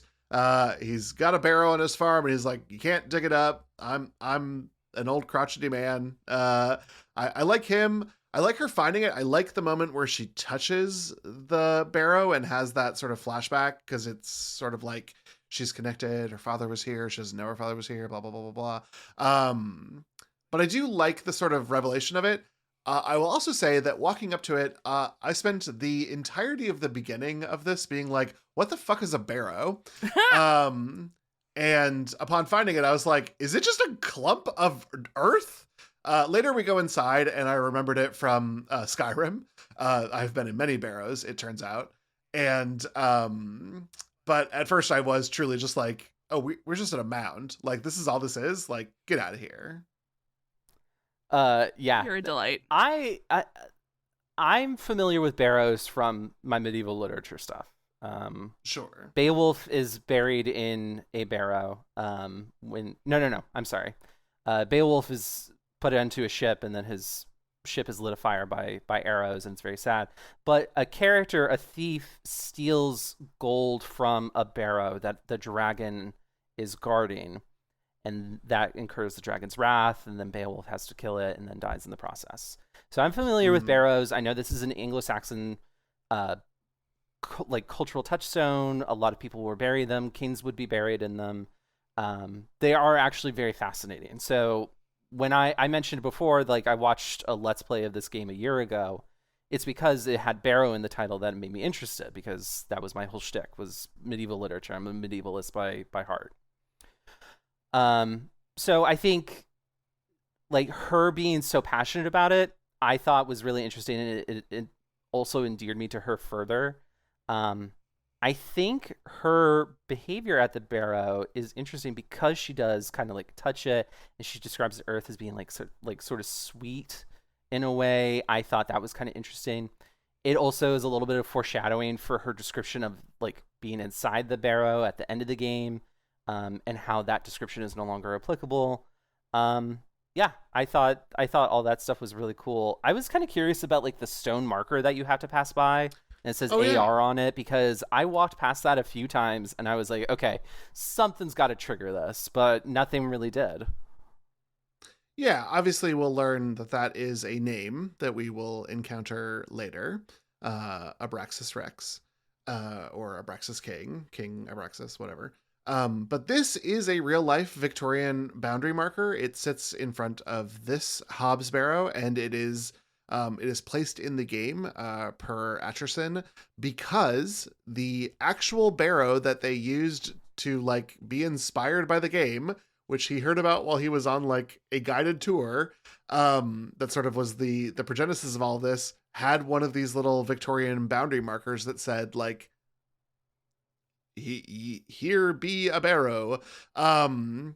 It's not what it actually said. Whatever was on the marker stone was no longer legible by the time Aitcheson got to it. But like, it's nice that it's there, and it's fun that it's a nod to like this guy going on like this vacation and then like dreaming up this game. So like, it's really cool. That's awesome. We love that. Well, as Thomasina heads back from the Barrow and night begins to fall, she is determined to excavate. Tomorrow, she intends to ask permission again of Mr. Bryden to excavate the Barrow. But for now, it's back to the inn to rest. Before she can get to bed, Arthur Tillett returns, offering to buy her a drink, and the two stay up late talking about Thomasina, her vocation, and her plans for Hobbs Barrow. They also talk about the mourning of their parents, Arthur for his mother who had passed, and Thomasina for her father who lays ill. Eventually, Thomasina goes to bed, but she is haunted by dreams of Hobbs Barrow. In the dream, she encounters a goblin outside the Barrow. The goblin claims to be the one who saved her father, and that her father was one of the excavators from 25 years ago. The goblin says he'll give her proof in the morning, ending with the claim, "This is not a dream." Doo-doo-doo. Dun dun dun! So spooky. It is spooky ooky. Again, we do a close-up on this goblin's face, but it's unnerving more than scary, unless either of you were like, no, it was a very scary goblin, because he's like kind of tiny. Yes, but He's a little guy. I thought the similarity in facial structure between our goblin friend and Herbert the cat was the most unnerving part of that. Like, that is the same face. That is for the same face, and I did not like that. Mm-hmm. Herbert is the goblin is Herbert, right? This is obviously, yeah. Yeah, okay. Yeah. That's I felt like that was like pretty textual, but then as we were talking, I was like, maybe it's not textual. Maybe I read too much into that, because that felt like pretty obvious to me. Yeah, like that's just what that is. But in the moment when we put two and two together, very satisfying to make this realization. Yeah. And the goblin doesn't seem like a baddie. He seems just kind of like a force of nature, like in the way that like the badger wasn't a bad guy. But it was scary, and it was going to get her. Mm-hmm. Listen, any creature that comes into a woman's bedroom when she's asleep under false pretenses, not a good guy, David. She actually went to Hobbs Barrow in her dream. So she's Tyler actually said going she's to asking for his it. house. Tyler said she's asking for it. Cancel Tyler right now. No, you shouldn't be breaking into women's rooms. That's bad. Even as a cat that may be also a goblin. Yeah, we'll be learning a lot more about this goblin boy. Let's talk a little bit about Arthur Tillett and Thomasina. Did either of you try to deny Arthur his drink? What do you think, David? No, I don't think you did, but Marilee might have. I did try. I was like, baby, you gotta stop. Yeah, you were unable to say no.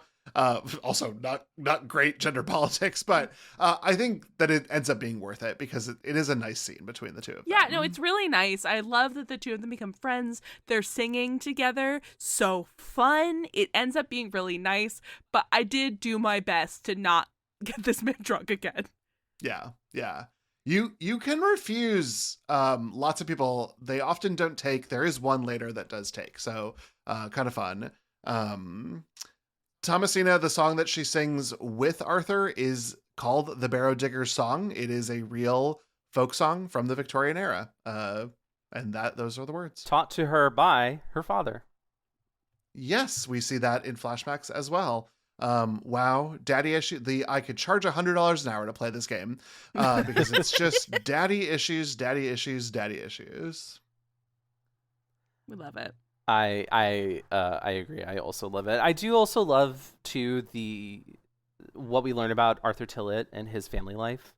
If you went to the churchyard or if you went to the church graveyard, I believe you can actually see like the tombstones for Arthur Tillett's family.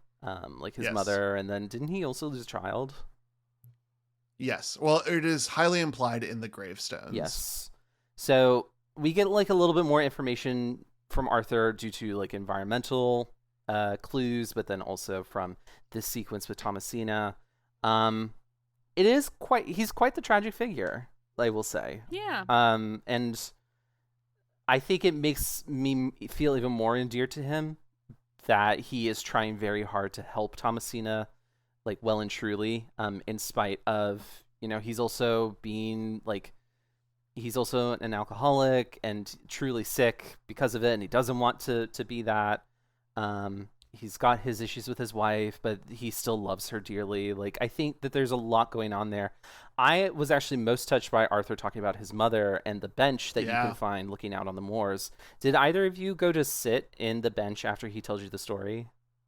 Yeah. I did. Yeah. And you get the little achievement for it. But, it was just, it's a very nice moment. It actually, now that I think about it, becomes a little eerie later, with when we meet a certain character. But yeah, no, it's good. I think Arthur is very much a queer ally to Thomasina. Like, he himself may not be queer, but he is definitely like good allyship in practice. It really is kind of like some outside elements that are making him much more like depowered in a way, or debuffed. I also wonder, and your mileage may vary on this, but you all brought up earlier that like Father Roche's illness might have been motivated by the big bad that is lurking underneath all of their feet. What's us to say that the alcoholism that Tillett is going through isn't also motivated by that same malevolent force? There's nothing to say. I actually really do like that. I was thinking about that as well, David. Like, yeah, Marilee's right. Like, there's nothing to say. It's something that we kind of have to infer, but I think it's very valid to make that inference, and I think it is accurate. I think his alcoholism, I think, is definitely like there's that's also just kind of like what Tillett has to go through is alcoholism. But I think the memory problems that he has, the extreme susceptibility to becoming blackout drunk, I think has to do with this supernatural malevolence that's taking over Bewley. I absolutely believe that, especially with the scene that we have with Arthur later in the woods. I think is very much related to this supernatural element that Abraxas Rex is having on the town.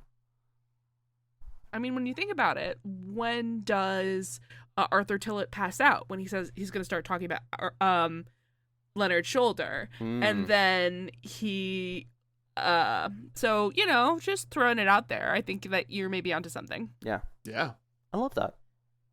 Yeah. So the next morning, Thomasina wakes to find a journal that has been slipped under her door. How big is the door crack? It was that goblin.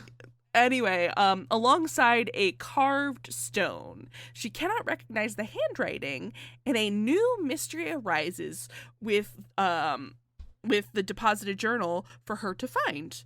In her exploration, Thomasina meets Mother Mildred, who makes a shocking revelation that we definitely talked about like 10 minutes ago. Thomasina's father was here 25 years ago, and the journal belongs to him. Dun dun dun. Mildred advises Thomasina to leave Hobbs Barrow alone, and we are brought into another flashback. This time we visit the day where Thomasina's father had his accident. I mean, you want to talk about more like adventure game bullshit. Now it's like, here's day 2, more checklists for like, okay, now we got to find out who has the journal and the stone. What's all this about? Yeah, for real. Yeah. I do want to say though that Beart, when doing one of her line readings, did literally do the exact same thing that Marilee did, which was the revelation that it was her father, and she went, oh, dun dun dun, and I just thought, like, did they not let this girl read her script before? Like, this is like, she is reacting genuinely in this moment, live reading, and it's so funny, just so funny. That's great. Mother Mildred is a wonderful, interesting character. Because Mother Mildred, by the way, drag name that eats. True. Yes, Mother Mildred. Mother Mildred being the character that the old lady that we met at the train station when we first arrived in Beaulieu. So that was neat. Apparently, she knew who Thomasina was this entire time. Which I don't know how I felt about that, because Mother Mildred also seems to be like a very like, not witchy type of person, just more of like an herbalist. But she may have magical elements to her. I don't know. It's very unclear. But I thought she was interesting. I think having kind of like an herbal, like white witch sort of character in a game like this is cool. Because we are dealing with so much folklore. I think it also speaks to the queerness of it all, because that is a woman who did not fit into the widely accepted like heteronormative paradigm at the time, because she is living in the woods, separate from the community, doesn't have a husband, she's self-sufficient, and kind of mysterious. So like in 200 years before this game takes place, she might have even been called out for being a witch, but here she is like a figure that can be an ally to Thomasina. Do you all think that Mildred is in pocket with the evil supernatural element in this game, or is she someone she's entirely unrelated, or a force opposing it? I don't know that I would say that she's opposing it, but I think that the game goes out of its way to show you who the allies of Abraxas are at the final scenes of the game. Mm-hmm. And because we don't see Mildred go into the temple at the end, or the chapel at the end. Don't worry about it, everybody. We'll get to it in 10 minutes. We'll get to it. By 10 minutes, I mean 25, probably. Wish that it was 10. But there's so many puzzles we must solve, Marilee. So many. That makes me think that she's not in league, but I don't think she's like setting up like talismans to protect people. I think she's like, I'm in my woods, doing my thing. I got my badger. What else do I need? Yeah, I don't think that she's involved. Again, the game makes it very clear she is not involved with magic or anything. She's just a little old lady who does not have time for bullshit, but like she is there to be your friend, and I appreciate her. Yeah. And she loves plants. Father Roach loves plants. I say, get it on, you two. Go be plant daddy mommy together. Mm-hmm. Listen, the Anglican Church has no problem with their priests getting married, so like they could have. Great. Yeah. Do it in the butt. Yeah. I don't know. Do you all have anything else to talk about with this section? I have nothing else to talk about with this section. The revelation is huge. The revelation is huge. I don't want to like skip by it, but like there's nothing really to talk about. It's a big revelation. It was your dad. And then you kind of think about it for a second and you go, of course it's her fucking dad was here 25 years ago. Yeah. Yeah. I will say, to me, before, like, we haven't met Leonard Shoulder yet. And to me, this whole time, I've kind of been thinking that Leonard Shoulder was dead, and that somebody had sent the letter that like they had found the letter that he had sent to her father 25 years ago, and like that was going to be the reveal. Turns out that's not the reveal. I was kind of on the money though. But yeah, like up until we met him, like after this, it was like, oh, so he's describing this Barrow and everything, so probably this is the same letter. Was allured to get her here. I don't know. Yeah, that's what I got. All right, I'm gonna move on. So at last, Thomasina encounters Leonard Shoulder. He claims he has been ill, but is delighted to see her. He tells her that Hob's Barrow is the home to a goblin named Saxnot, and that the people of Bewley are superstitious about the goblin. Satisfied enough with the answers, Thomasina commits herself to convince Mr. Bryden to allow excavation. On the way to ask for that very permission, Thomasina has another memory of her mother burning her father's journals. Young Thomasina picks up a page and is able to make out part of a word, abrax, before her mother forces her to burn it. At Mr. Bryden's farm, he shares that his brother had a similar stone to the one attached to her father's journal. The pair of stones convince Mr. Bryden to allow excavation. Now, Thomasina needs to find men who can help with the excavation. You know what? Be a strong, independent woman and just dig it out yourself, girl. For you real. Don't need these men. She got the tools. She got a whole box full of tools. A whole crate full of tools with a red ribbon on it. I do like that the only thing you get out of the crate is a chisel. You're like, I found a spade somewhere else, and now I have a chisel. Yeah. No big deal. Don't worry about it. This big crate. She just stole the chisel. that spade, too. She was told to return it. She never does. Well, when you're a protagonist in an adventure game, Merrily, you are just a kleptomaniac. Like, I don't know what to do. Oh, gosh. I am very curious. All right, so I'm going to bring up a point that I think kind of, to me, ties up a lot of how I feel about this game and my read on it. And I really want to hear your feedback, especially when it comes to Thomasina's mother. So I think Thomasina's queerness and pursuit for truth constantly bumps against, like, I'm going to call them truth guardians who deceive or force her into a predetermined path towards the truth, but in a way that forces her to comply with the guardians. We can extend this, I feel, to aspects of queer society, but also more broadly to how heteronormative society forces queer people into pre-approved social roles. I think queer spaces and queer society also does this to people. We talk about like the bear community, for example, like it's supposed to be like very open and body positive, but as it turns out, a lot of bear people end up like being really selective about who they're into, or very racist or misogynist or transphobic. And you end up being forced into a specific role because of how you look. And I think that is very shitty, but I think also heteronormative society does that as well, where it's like, okay, you can fit into our pre-approved social role for you and make you complicit with what it is that we're doing because we have forced you into that role. I think to be queer means to find your own truth and to go and pave something like a path for yourself that is beyond the need for restriction or being fit into a predetermined role. And I think Thomasina is really trying to do that. She's trying to find her truth, which is just truth, period, like objective truth. She's a scientist, essentially.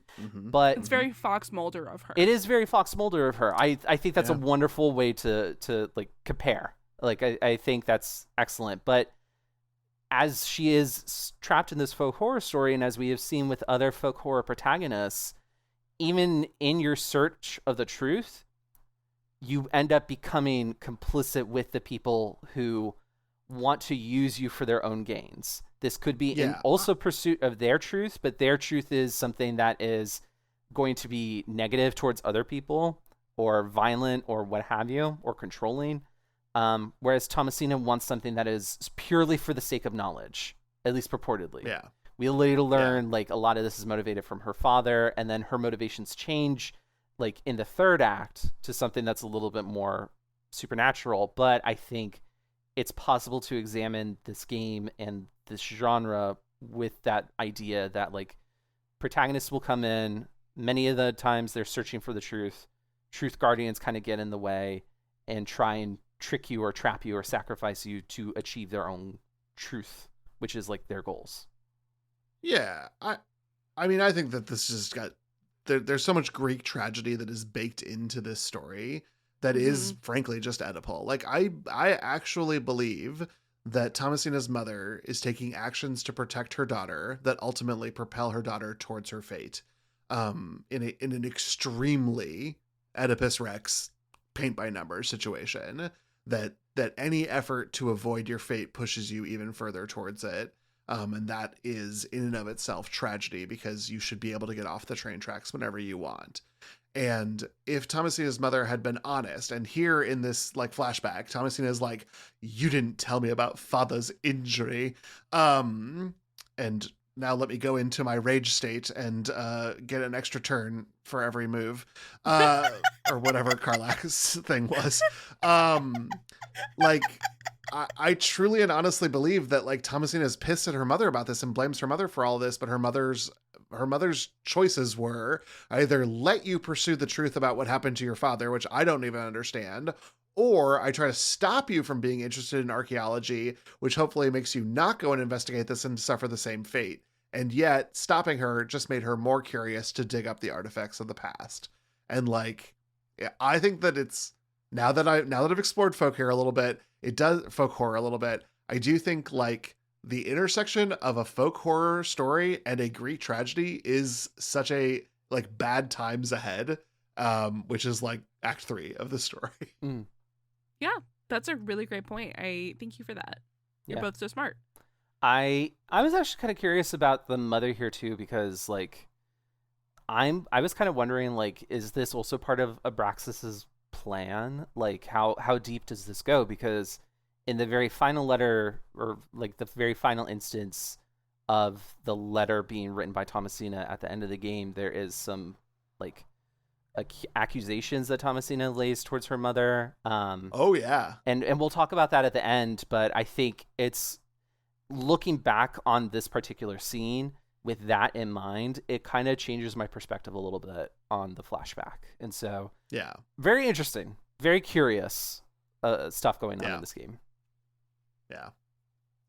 Well, we are then subject to some classic adventure game shenanigans to build our inventory for the final chapter. It's a wormy apple to a poultice to a pail of milk to flowers to cakes to laborers we need to excavate the Barrow. Meanwhile, we carve resin and cut horsehair to restring a fiddle bow. In the end, we find ourselves in the company of Lord James Painswick, who has been repairing a chapel which has fallen into disuse on his property. Painswick claims that his family's fortune has been in decline ever since people stopped worshiping at the chapel. Red flag, red flag, red flag. Night falls and Thomasina returns to the inn. Lord Painswick comes in to wish her luck, and Arthur Tillett urgently invites her to the alley to share what he's remembered. And this is where the whole truth comes out. Arthur saw Lord Painswick conspiring with Leonard Shoulder to get Thomasina to excavate Hobbs Barrow and willingly give her blood. But just as Arthur is revealing this information, Painswick appears in a crowded alley, because there's also a horse there, and breaks them apart. Thomasina re-enters the inn, and the player is treated to a performance before heading to bed for another nightmare featuring the goblin Saxnot. She must go into the Barrow and undo what her father had done so that she can save her father with her blood. Real quick, because we are talking now about, like, we've got Leonard Shoulder who's around. In that last scene where we meet Leonard Shoulder, we meet it on Arthur Tillett's mother's bench. Bench, yeah. That was kind of what I was referring to earlier, and I forgot to bring it up, but it's kind of like offensive to see Leonard Shoulder there, knowing that he is in alliance with Abraxas, and especially because we get that hyper detailed like zoom in cutscene of Leonard Shoulder's face, and he's just like an old man, but there's something kind of off-putting about him. And I think his face is almost small for like the flesh around it. You know what I mean? Very disturbing. Yes. Yep. And although we do not get a hyper detailed like view of Lord Painswick's face, Painswick does also turn up and ruin things for the good guys in this. Very similar to the way that Shoulder does, just ruining things that would be opportunities for Thomasina to escape her fate. But nevertheless, I think also it's interesting to point out that Panswick's name refers to the Greek god Pan. There is also a story called the Great God Pan, which I don't remember who wrote it, but it was actually one of the first examples of a cosmic horror story where a woman gives birth to everything. Because Pan, of course, means everything. And so in that sense that the god Pan is just everything, and it's the cosmic horror of it all. So I think that's kind of like a nice little like significance to his name, has that in there. What did you all think about some of like the gameplay in this section? Because this is where things started to get sluggish to me. Yeah, so I'm not a huge point-and-click adventure girly, so this part of the game got real tedious for me, I fear. This is the point where I was like, what if I just finish the rest of it with the video on YouTube instead of playing? Because I was getting real frustrated with getting everything together. Yeah, I had to rely on a guide for large portions of this section. I think some of the puzzles were a little bit too obtuse and relied on a lot of like guesswork and fast travel desperation. Which in some ways did help, because then I would fall into a scene that I was not anticipating, such as with Arthur Tillett, and we'll talk about that scene in a second. But otherwise, it was just like, oh my fucking god, how do I get the pail for this milk? Where is the milk? And I had to go back to Bryden's farm and keep walking to the right, and then I'm like, oh, here's the goat that I'm supposed to get milk from. Well, let me try and milk the goat, and then a horror. A horror awaits you. This is a missable scene. If you did not try to milk the goat, you would not have seen this. But if you try to milk the goat, the Thomasina has a vision of a demonic goat and the hanging body of Samuel Bryden, who was one of the excavators and is Mr. Bryden's brother. Yes. But it is graphic. I mean, you see a man in pixel form hanging from a tree, and it is grotesque. Mm-hmm.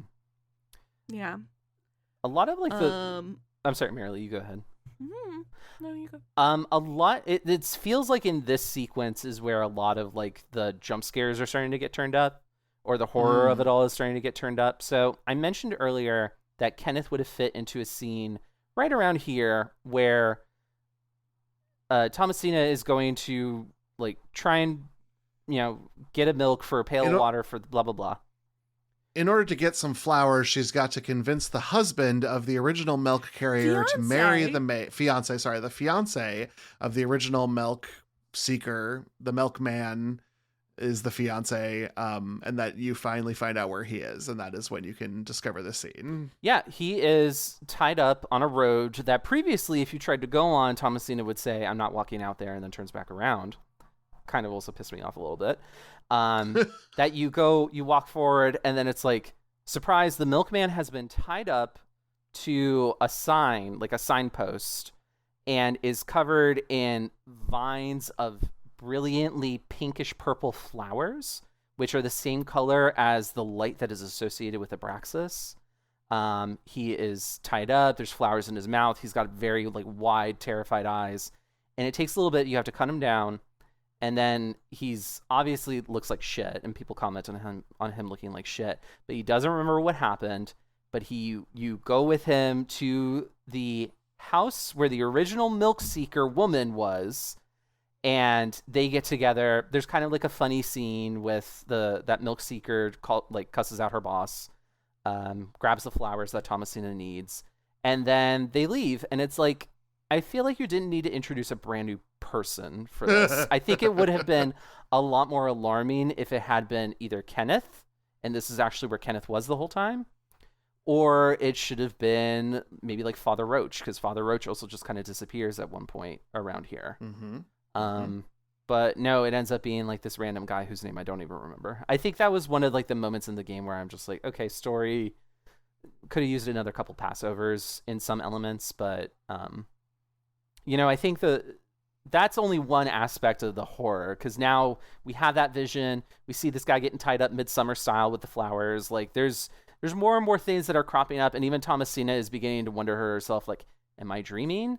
Am I letting the folklore of this place get away with me? Am I letting the people of this place convince me that there's too much supernatural elements going on that I'm starting to believe in it. I consider everything like supernatural to be hogwash, but now I'm kind of meeting the reality of the situation that I'm in. Yeah. This did almost have a nature of being like a thread that didn't get cleared.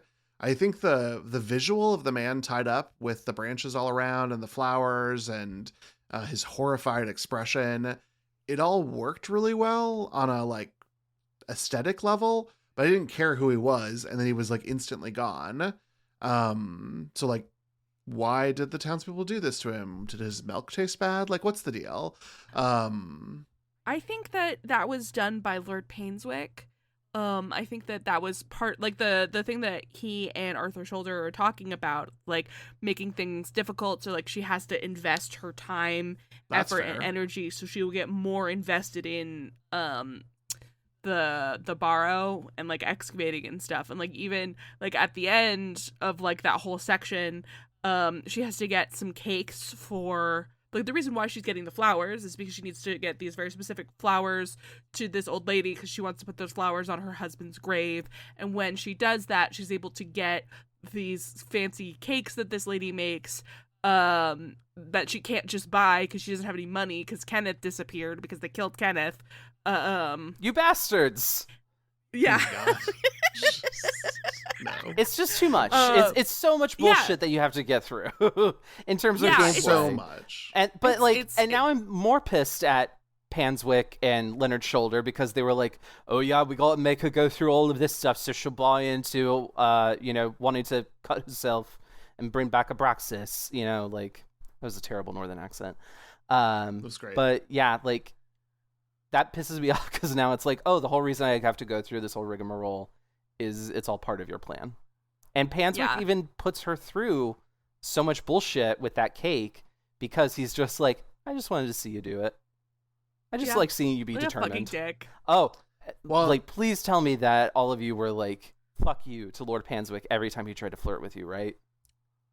The second playthrough, I did agree to have cakes with him, and you get a little bit of extra dialogue from him, which I think is supposed to be like a red herring that he's actually not a bad guy. And so maybe that is the preferred style because it's agreeable. But no, my first playthrough, I was like, no, fuck this guy. Fuck you. We should tax your ass. Mm-hmm. Especially because he just keeps us calling us like beautiful and stuff. And it's like, man. Yeah, don't call me beautiful. Listen, she's a lesbian. Leave her alone. Literally. She's not interested in marrying. So I know Thomasina is determined and all, but personally, again, I'm not a horror protagonist. Like, I was screaming at her to at least take another day to try and figure out what was going on. Like, after that cutscene that she's like, the information about Panswick and Shoulder, at least to me, was like, oh, red flag, baby girl. But no, she wakes up the next morning, it's like, it's excavation day. I was like, God. But you know what? Horror game protagonists gonna drive desperately for their own destruction, I guess. That's just what they do. I do wonder though, Marilee, if maybe the call of Abraxas is too strong, that there is like a supernatural pull on, because Thomasina does nothing on day 3. It's straight to the Barrow. Yeah. Like, there is no fucking around in town tomorrow.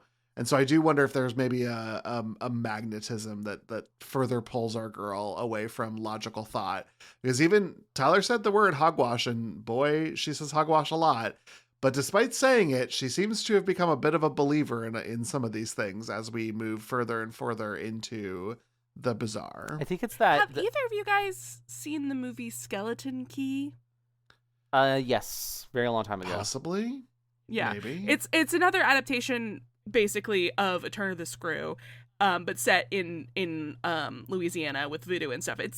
We're not talking about that right now. The thing that is important is at the very end, they're talking about how you have to believe it in order for it to affect you. And I think that a lot of this that's been going on in this is they're specifically trying to get Thomasina to a place where she believes in magic, so that she's going to do the thing that they want her to do. And, like, that's the thing that I kept thinking about during this whole section. And, of course, what is going to be, like, the main way to get her to do that, but saving her father.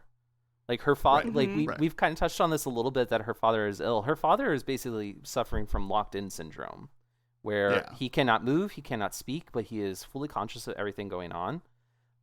Every time we don't know that either. We don't know that. And this is like Victorian science that is determining that, and healthcare, but like just the description alone, pure horror, like probably the scariest thing in the game.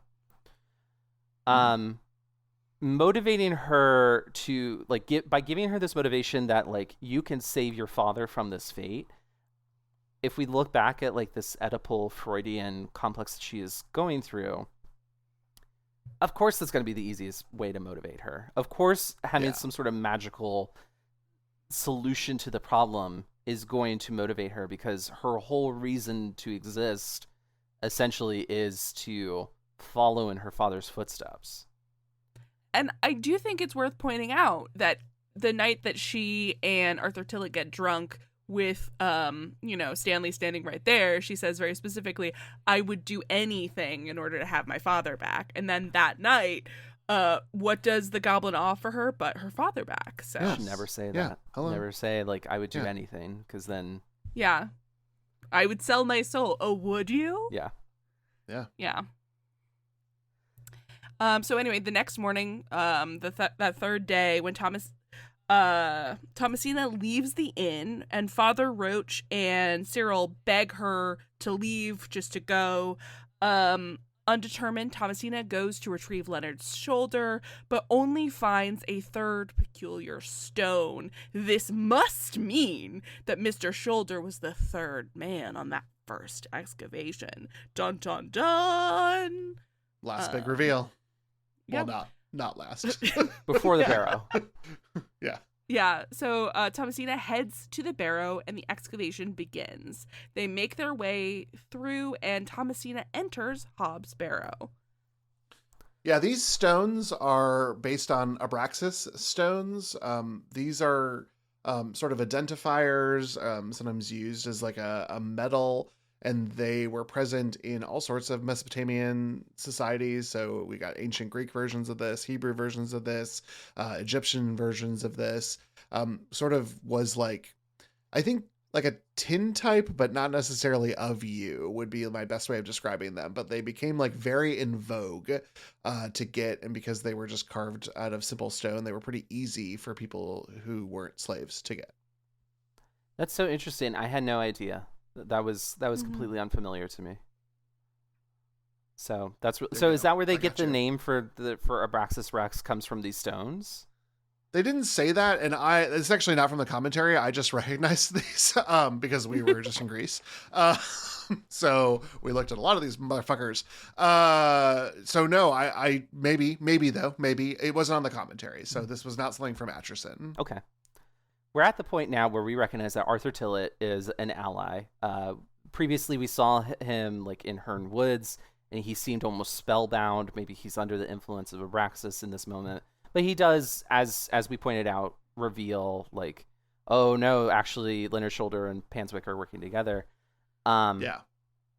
I, for one, was so like shocked or devastated, like quietly devastated, when it turns out that Stanley Kemp was going along with this whole thing, that he was part of it all along, because he was so friendly to us. And it's just like, he's the friendly innkeeper.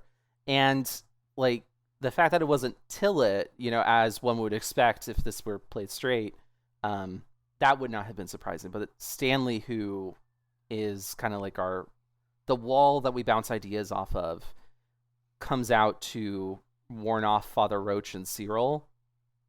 Brutal. I think it's quietly devastating. I thought we could trust him the whole time, and it definitely hurt. So well done, Shaun, for writing something that makes me feel pain. Yeah. And the fact that like the way that Kemp and like Stanley gets them to back off is because he reminds them that Lord Panswick is like behind this, and is like, she's gonna like Lord Panswick gave his permission, or what I don't remember the exact wordage, but I do think that is important, because that's like a very rural England kind of thing, you know what I mean? Yeah, totally. Yeah. Anyway, that also hurt my feelings. I thought you were our friend. You were our friend. Yeah, he's a bad guy. So now we are inside the Barrow. Thomasina completes a variety of puzzles with the clues left in her father's journal in the inventory she has collected throughout the game. This includes manipulating ancient contraptions and even feeding Herbert the cat a severed hand. Yikes. That was gnarly. That was quite gnarly. This whole environment, terrifying too. We are full on in like A24 movie, like horror movie territory. Like things are fucked up and pagan and creepy, and it's great. More visions stalk Thomasina's descent into the Barrow, including an army of Herberts and revisiting horrifying visions of flashbacks we have already seen. Eventually, she makes her way to the inner sanctum of Abraxas Rex. She discovers the tablet which Thomasina's father used to seal whatever was away with his blood.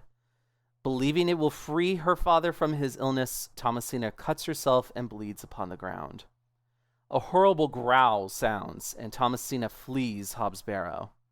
Outside, she meets Saxnot, who apologizes for deceiving her, saying that he was trying to push away the influence from Abraxas this whole time, but eventually he could no longer resist it. And as a reward, a light blasts him away, and then another light fires into Thomasina. Leonard and Lord Panswick look at the prone Thomasina on the ground and announces that she has done it. She has freed Abraxas Rex.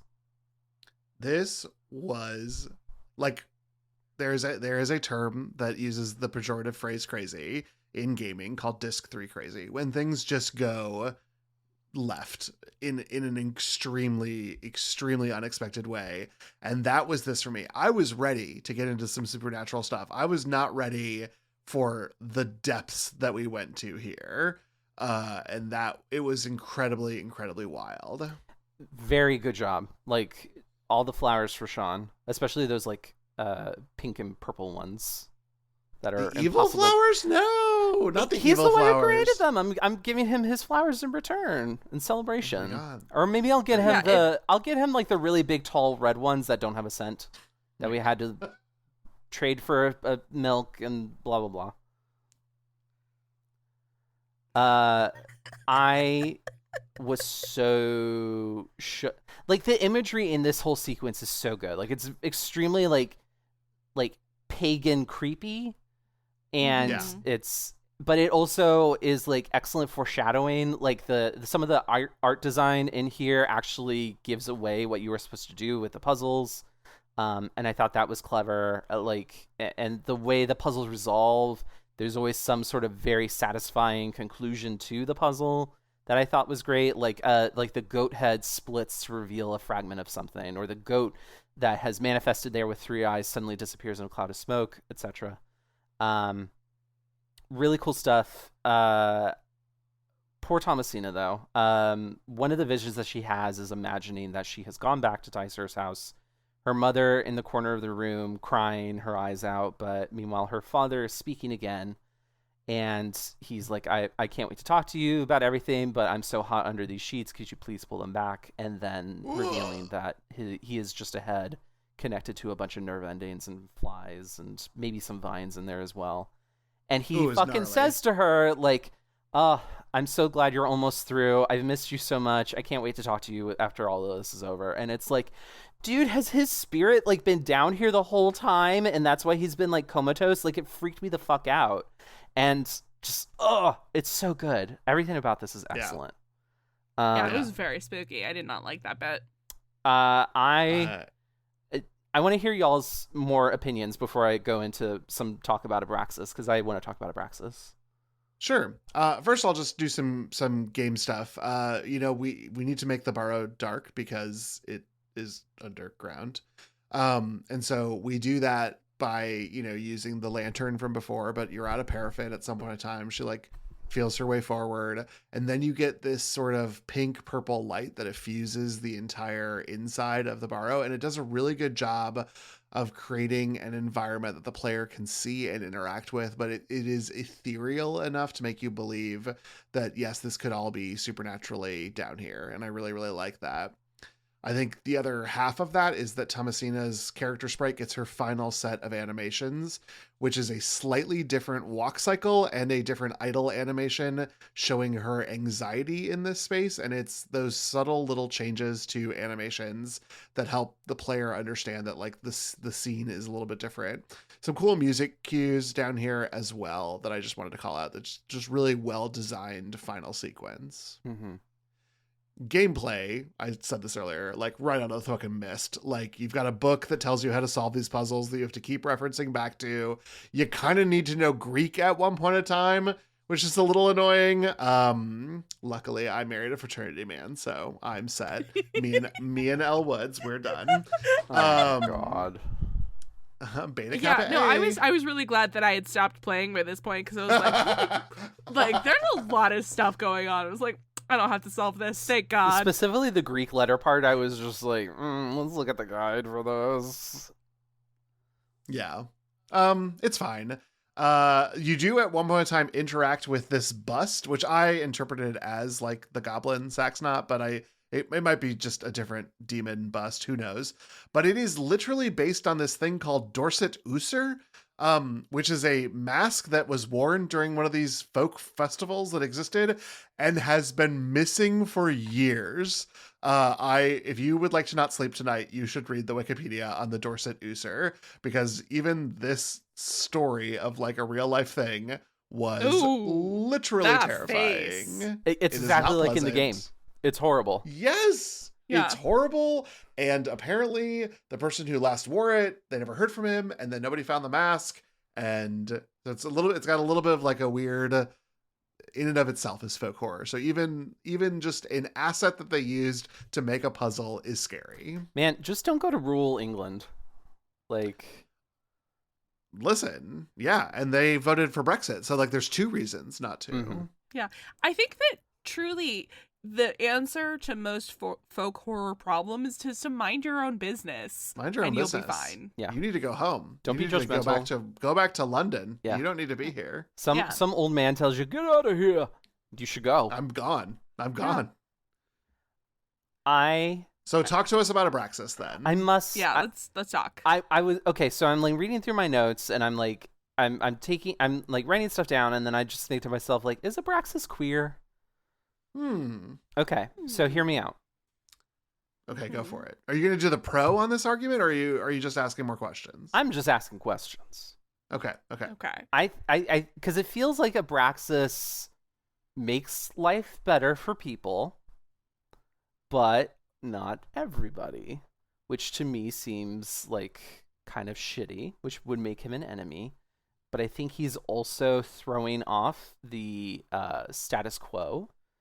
And returning us to an era where there are no like Christian like rules put into place. Things can be maybe less puritanical because there is an association with like success and fertility with the harvest and all this other stuff. And those things are good, and specifically like taking down the status quo is a very queer thing to do. But I don't know. It's an unknowable god that cannot even be described. So it could be all of those things, or it could be not. But I really want to get y'all's read on that. I want to push back on something you said just a little bit. Because is he breaking the status quo if he's putting the people who are already in power in more power? Mm-hmm. That is also part of the problem there. Yeah, because specifically like the reason why Lord Painswick wants this to go ahead is because he has been and his family have been losing wealth and power ever since they stopped worshiping at the old church, aka stopped worshiping Abraxas Rex. So, and like as people are filing into the church all happy, like he's clearly regained power and like money and that kind of thing. So I simply don't know that I can make an argument that he is upsetting the status quo when all he does is kill people and make the rich man richer. Well, I'm into killing people, but only the little girl Jane should have blown her ass away, not my little goblin boo-boo, Saxnot. I would accept the argument that Saxnot is queer in a heartbeat because he is sometimes a cat, that's gay. Mm-hmm. And he was trying to protect you, but was seduced by the trappings of Abraxas, who I'm going to describe as the anti-queer. And my entire reasoning for this, Tyler, is that I think that he possesses Thomasina, and the first thing she does is put on that ugly ass dress again. You're right. Which is the antithesis of her queerness, which is her overalls, or whatever that outfit is. That's wonderful. Pants. I love asking questions because I love to get different insights on the most impossible things from y'all. That's my read on it, is Abraxas is evil because he makes her wear a dress. And she clearly doesn't want to, and you shouldn't make somebody wear clothing that doesn't align with their identity. I love that. Mm-hmm. So suck it, Abraxas. But if I visited your town and someone told me to go away, I would obey. Yeah. I would not stay. That actually, now that you bring up Saxonot, it reminds me of something that I wanted to talk about too, where it feels like this world building that they did, I love, is my favorite kind of world building because it implies that there is even more going on that we do not see. Like, Abraxas is so ancient that even actual British folklore characters like goblins are like, who the fuck is this? And I love that. Right. I think that is so awesome and such a neat decision, because in another folk horror story, and I think it's a little bit set up like that, Saxonot could have been the chief villain. And that would have been like, oh yes, extremely British folk horror, la la la, you know. And instead, it's something much deeper and older and more cosmic in nature. And I think that's really cool. Yeah. Well, the game's not quite over yet because the title card tells us that it is the 7th day. Blissfully, we did not have to play days 4, 5, 6, and 4, 5, and 6. And we are back in the opening scene that started our gameplay of a silent Thomasina arriving at Ticehurst House. And I think you could have excused her silence the first time you played the opening scene, because that's just how games are sometimes. But now you know that silence represents something much more sinister. Thomasina enters Ticehurst house, and as she walks by the attending nurses, they explode and their viscera is scattered among the hallway. She enters her father's room, grabs the red urn that he had buried for her first excavation, and uses that urn to bludgeon her father to death. Very solid urn, by the way. Yeah. Very Freudian as well. Oh my God. The whole thing is just reeking with like, here's a vessel that I, a woman, am taking to my father's head. Just the Greeks could never, but they did. And that's where all this comes from. We see the townsfolk of Bewley gathering at the reconstructed temple, greeted each by Lord Panswick. And this is how we sort of know that we were set up from the start. Almost all of these people were our enemies. It is several years later, and Thomasina's letter narration to her mother continues, and we see Thomasina confined to a room in an asylum. She maintains her innocence, claiming possession by Abraxas, and she concludes that her father tried to protect her, but blames her mother for not doing enough. She begs forgiveness, and the letter ends, leading to the end game credits. This whole thing was very harrowing. I have to say, the nurses exploding was shocking and very scary. Yeah, I totally forgot about the nurses exploding. So I was playing this, and Marshall was walking by and saw that happen and just had to do a double take. Yeah. Well, good thing. There was a second one. Mm-hmm. Yeah. I wonder if the nurses exploded or if that's just what we're seeing and we missed the parts where Thomasina herself was like going at them like crazy style and like killing them. Yeah, because I do believe them to be dead, but I agree with Marilee. Were we spared the details, or did they just psychically explode? The psychic explosion is more effective. Well, it would have been harrowing to watch Thomasina beat them to death, but I think this was more frightening for me because it was a little supernatural. And like it really implies the questions of like how powerful is Abraxas? Like he was like this big thing that was like bigger than she'd ever seen, but presumably if she has been locked in prison, like the rest of the world is still functioning like Victorian England should with like law enforcement and everything.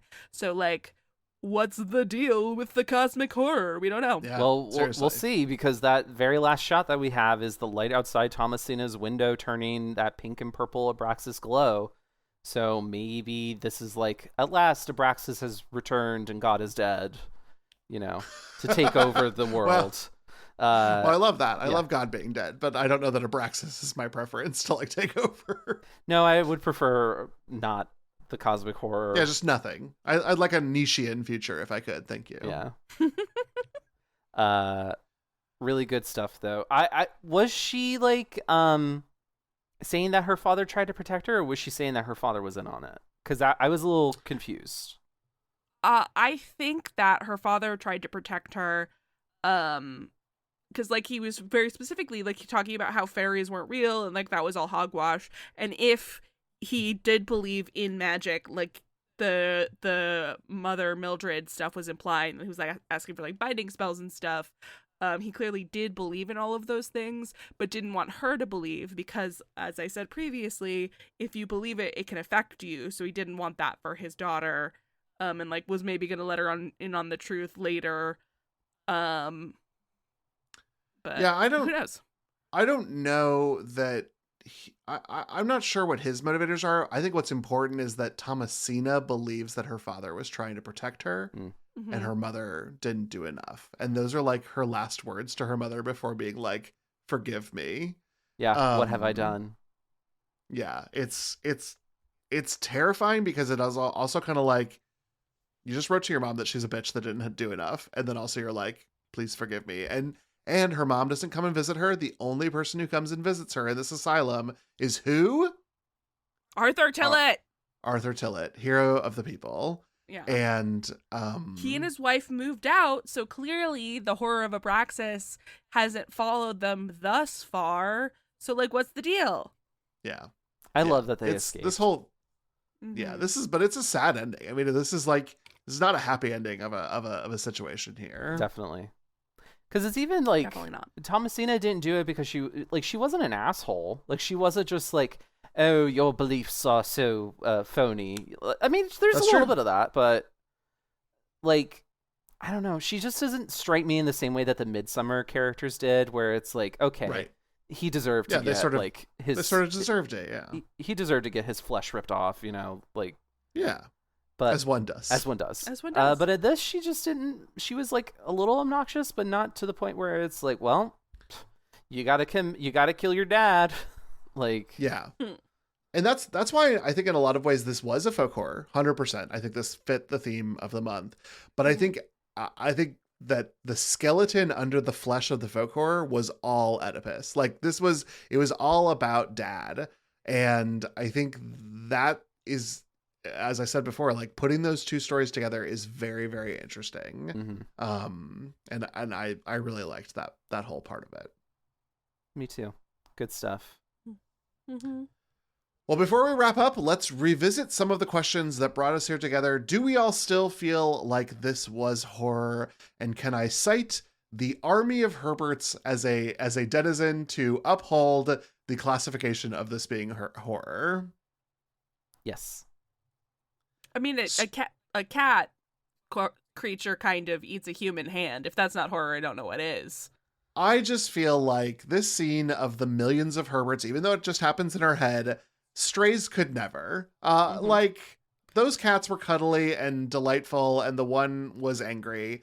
But all of these cats together were terrifying, and they made that mewling sound through the tube that you had to play the violin for. Jesus fucking Christ, this adventure game. But that sound that they made was also very terrifying. And so I will just again say disc 3 was horror to the end, to the end, to the end. Yeah. Yeah. But was it queer? Do you think that it became more queer in our sort of discussion? Yes. Also, yes. Yes, I do. I think we can uphold Thomasina as a queer hero. Agreed. I think she's our patron saint of archaeology, maybe. Yeah. Indiana Jones, eat your heart out. Yeah. Well, no, I'm not going to go there. That's a whole other thing about if he's queer or not. But yeah, no, I think this was definitely a very queer game. I think queer gamers out there and people who are maybe just interested in a good story and having a guide open should definitely play the game. You know, I think it's good. It's a good time. Yeah. I would love it to have been a little bit less of an adventure game, but then I think critics would have said like there was no game here. And that's a shame because I think this is a story that is told much better through interactive media. And I think straight up interactive fiction gets a bad rap. And so you add some puzzle elements in. I liked all the mist puzzle in the tomb. I know that didn't work for you two as much, but that at least was harkening back to my days of like adventure puzzles that are a little bit more esoteric and not like, let me bring this pail of milk to this woman so I can get her flowers. Just because that's not for me doesn't mean it's not for anybody. And like, if you like it, point and click adventure games, this is a feast waiting for you. There's pointing and clicking. And you know what? There's even like some sort of plot-based reward around each time you complete a task. You know, That's there's true. either That's true. like you get something that you need and you have a conversation with someone, or you get treated to a cutscene. Like it's all good. So, but I still wish like the esoteric nature of some of these puzzles, especially on day 2, were maybe streamlined a little bit for some of us who aren't into that. Yeah. Well, any other final thoughts for the episode? I know we just kind of shared some, but like anything else that you wanted to point out, or any other conversations that you would like to have? The only thing I will... Okay, go ahead, Marilee. No. You go. The only thing I want to say is that from the commentary, the thing that almost made me flip my desk over is they were talking about the fast travel, and Shaun Aitcheson was like, I really didn't want to implement a fast travel system. Sir, your game needed a fast travel system, and I don't know how to tell you that any more clearly. There was simply too much back and forth trekking. You had to have this. And I'm really glad it made it into the game. Me too. Either you cut if you wanted to cut the fast travel, you have to cut some of those puzzle elements. You cannot have all of that puzzling where you have to go to all of these places and not let me fast travel, you son of a bitch. Oh. Truth. Yeah. I'm all about speaking truth to power, and this is my truth of like, go fuck yourself if you think that game doesn't need fast travel. What are you talking about? Yeah. Having said that, still a good game. Still good game. It's a great game. No, very Great good. game. Had fun. Like, the story is fantastic. And again, if you like point and click adventures, you'll have a great time. Mm-hmm. My last thought was, you were talking earlier, Tyler, about Pan in like Pan's name, and I just wanted to throw out a quick shout out to Hearn the Hunter. I see you, baby. Thank you for your forest. Hearn the Hunter is a figure from specifically like English folklore. He has like a thing. He has the wild hunt. It's a whole thing. What? I didn't know that. Yeah. There's so much interesting stuff in this game. I want to replay it with a guide open so I can just breeze through everything. Yeah. And turn the commentary on. It's a good time. I'm definitely turning on the commentary for the next one. They will spend the first couple commentaries being like, turn this off if you haven't played the game. That's so fun. I love it when people do that. Well, you know what else I love when people do?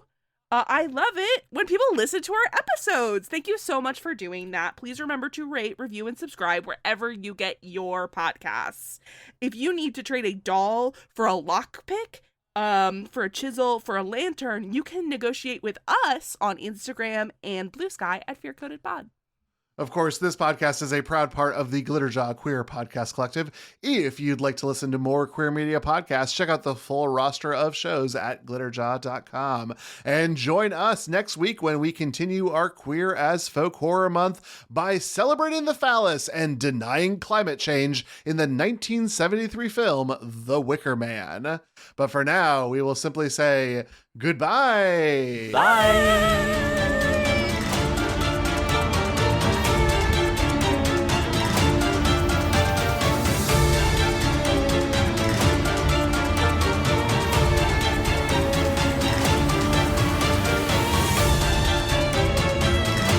David, I think I actually just said cock, so if you want to leave that in or take that out, it's up to you.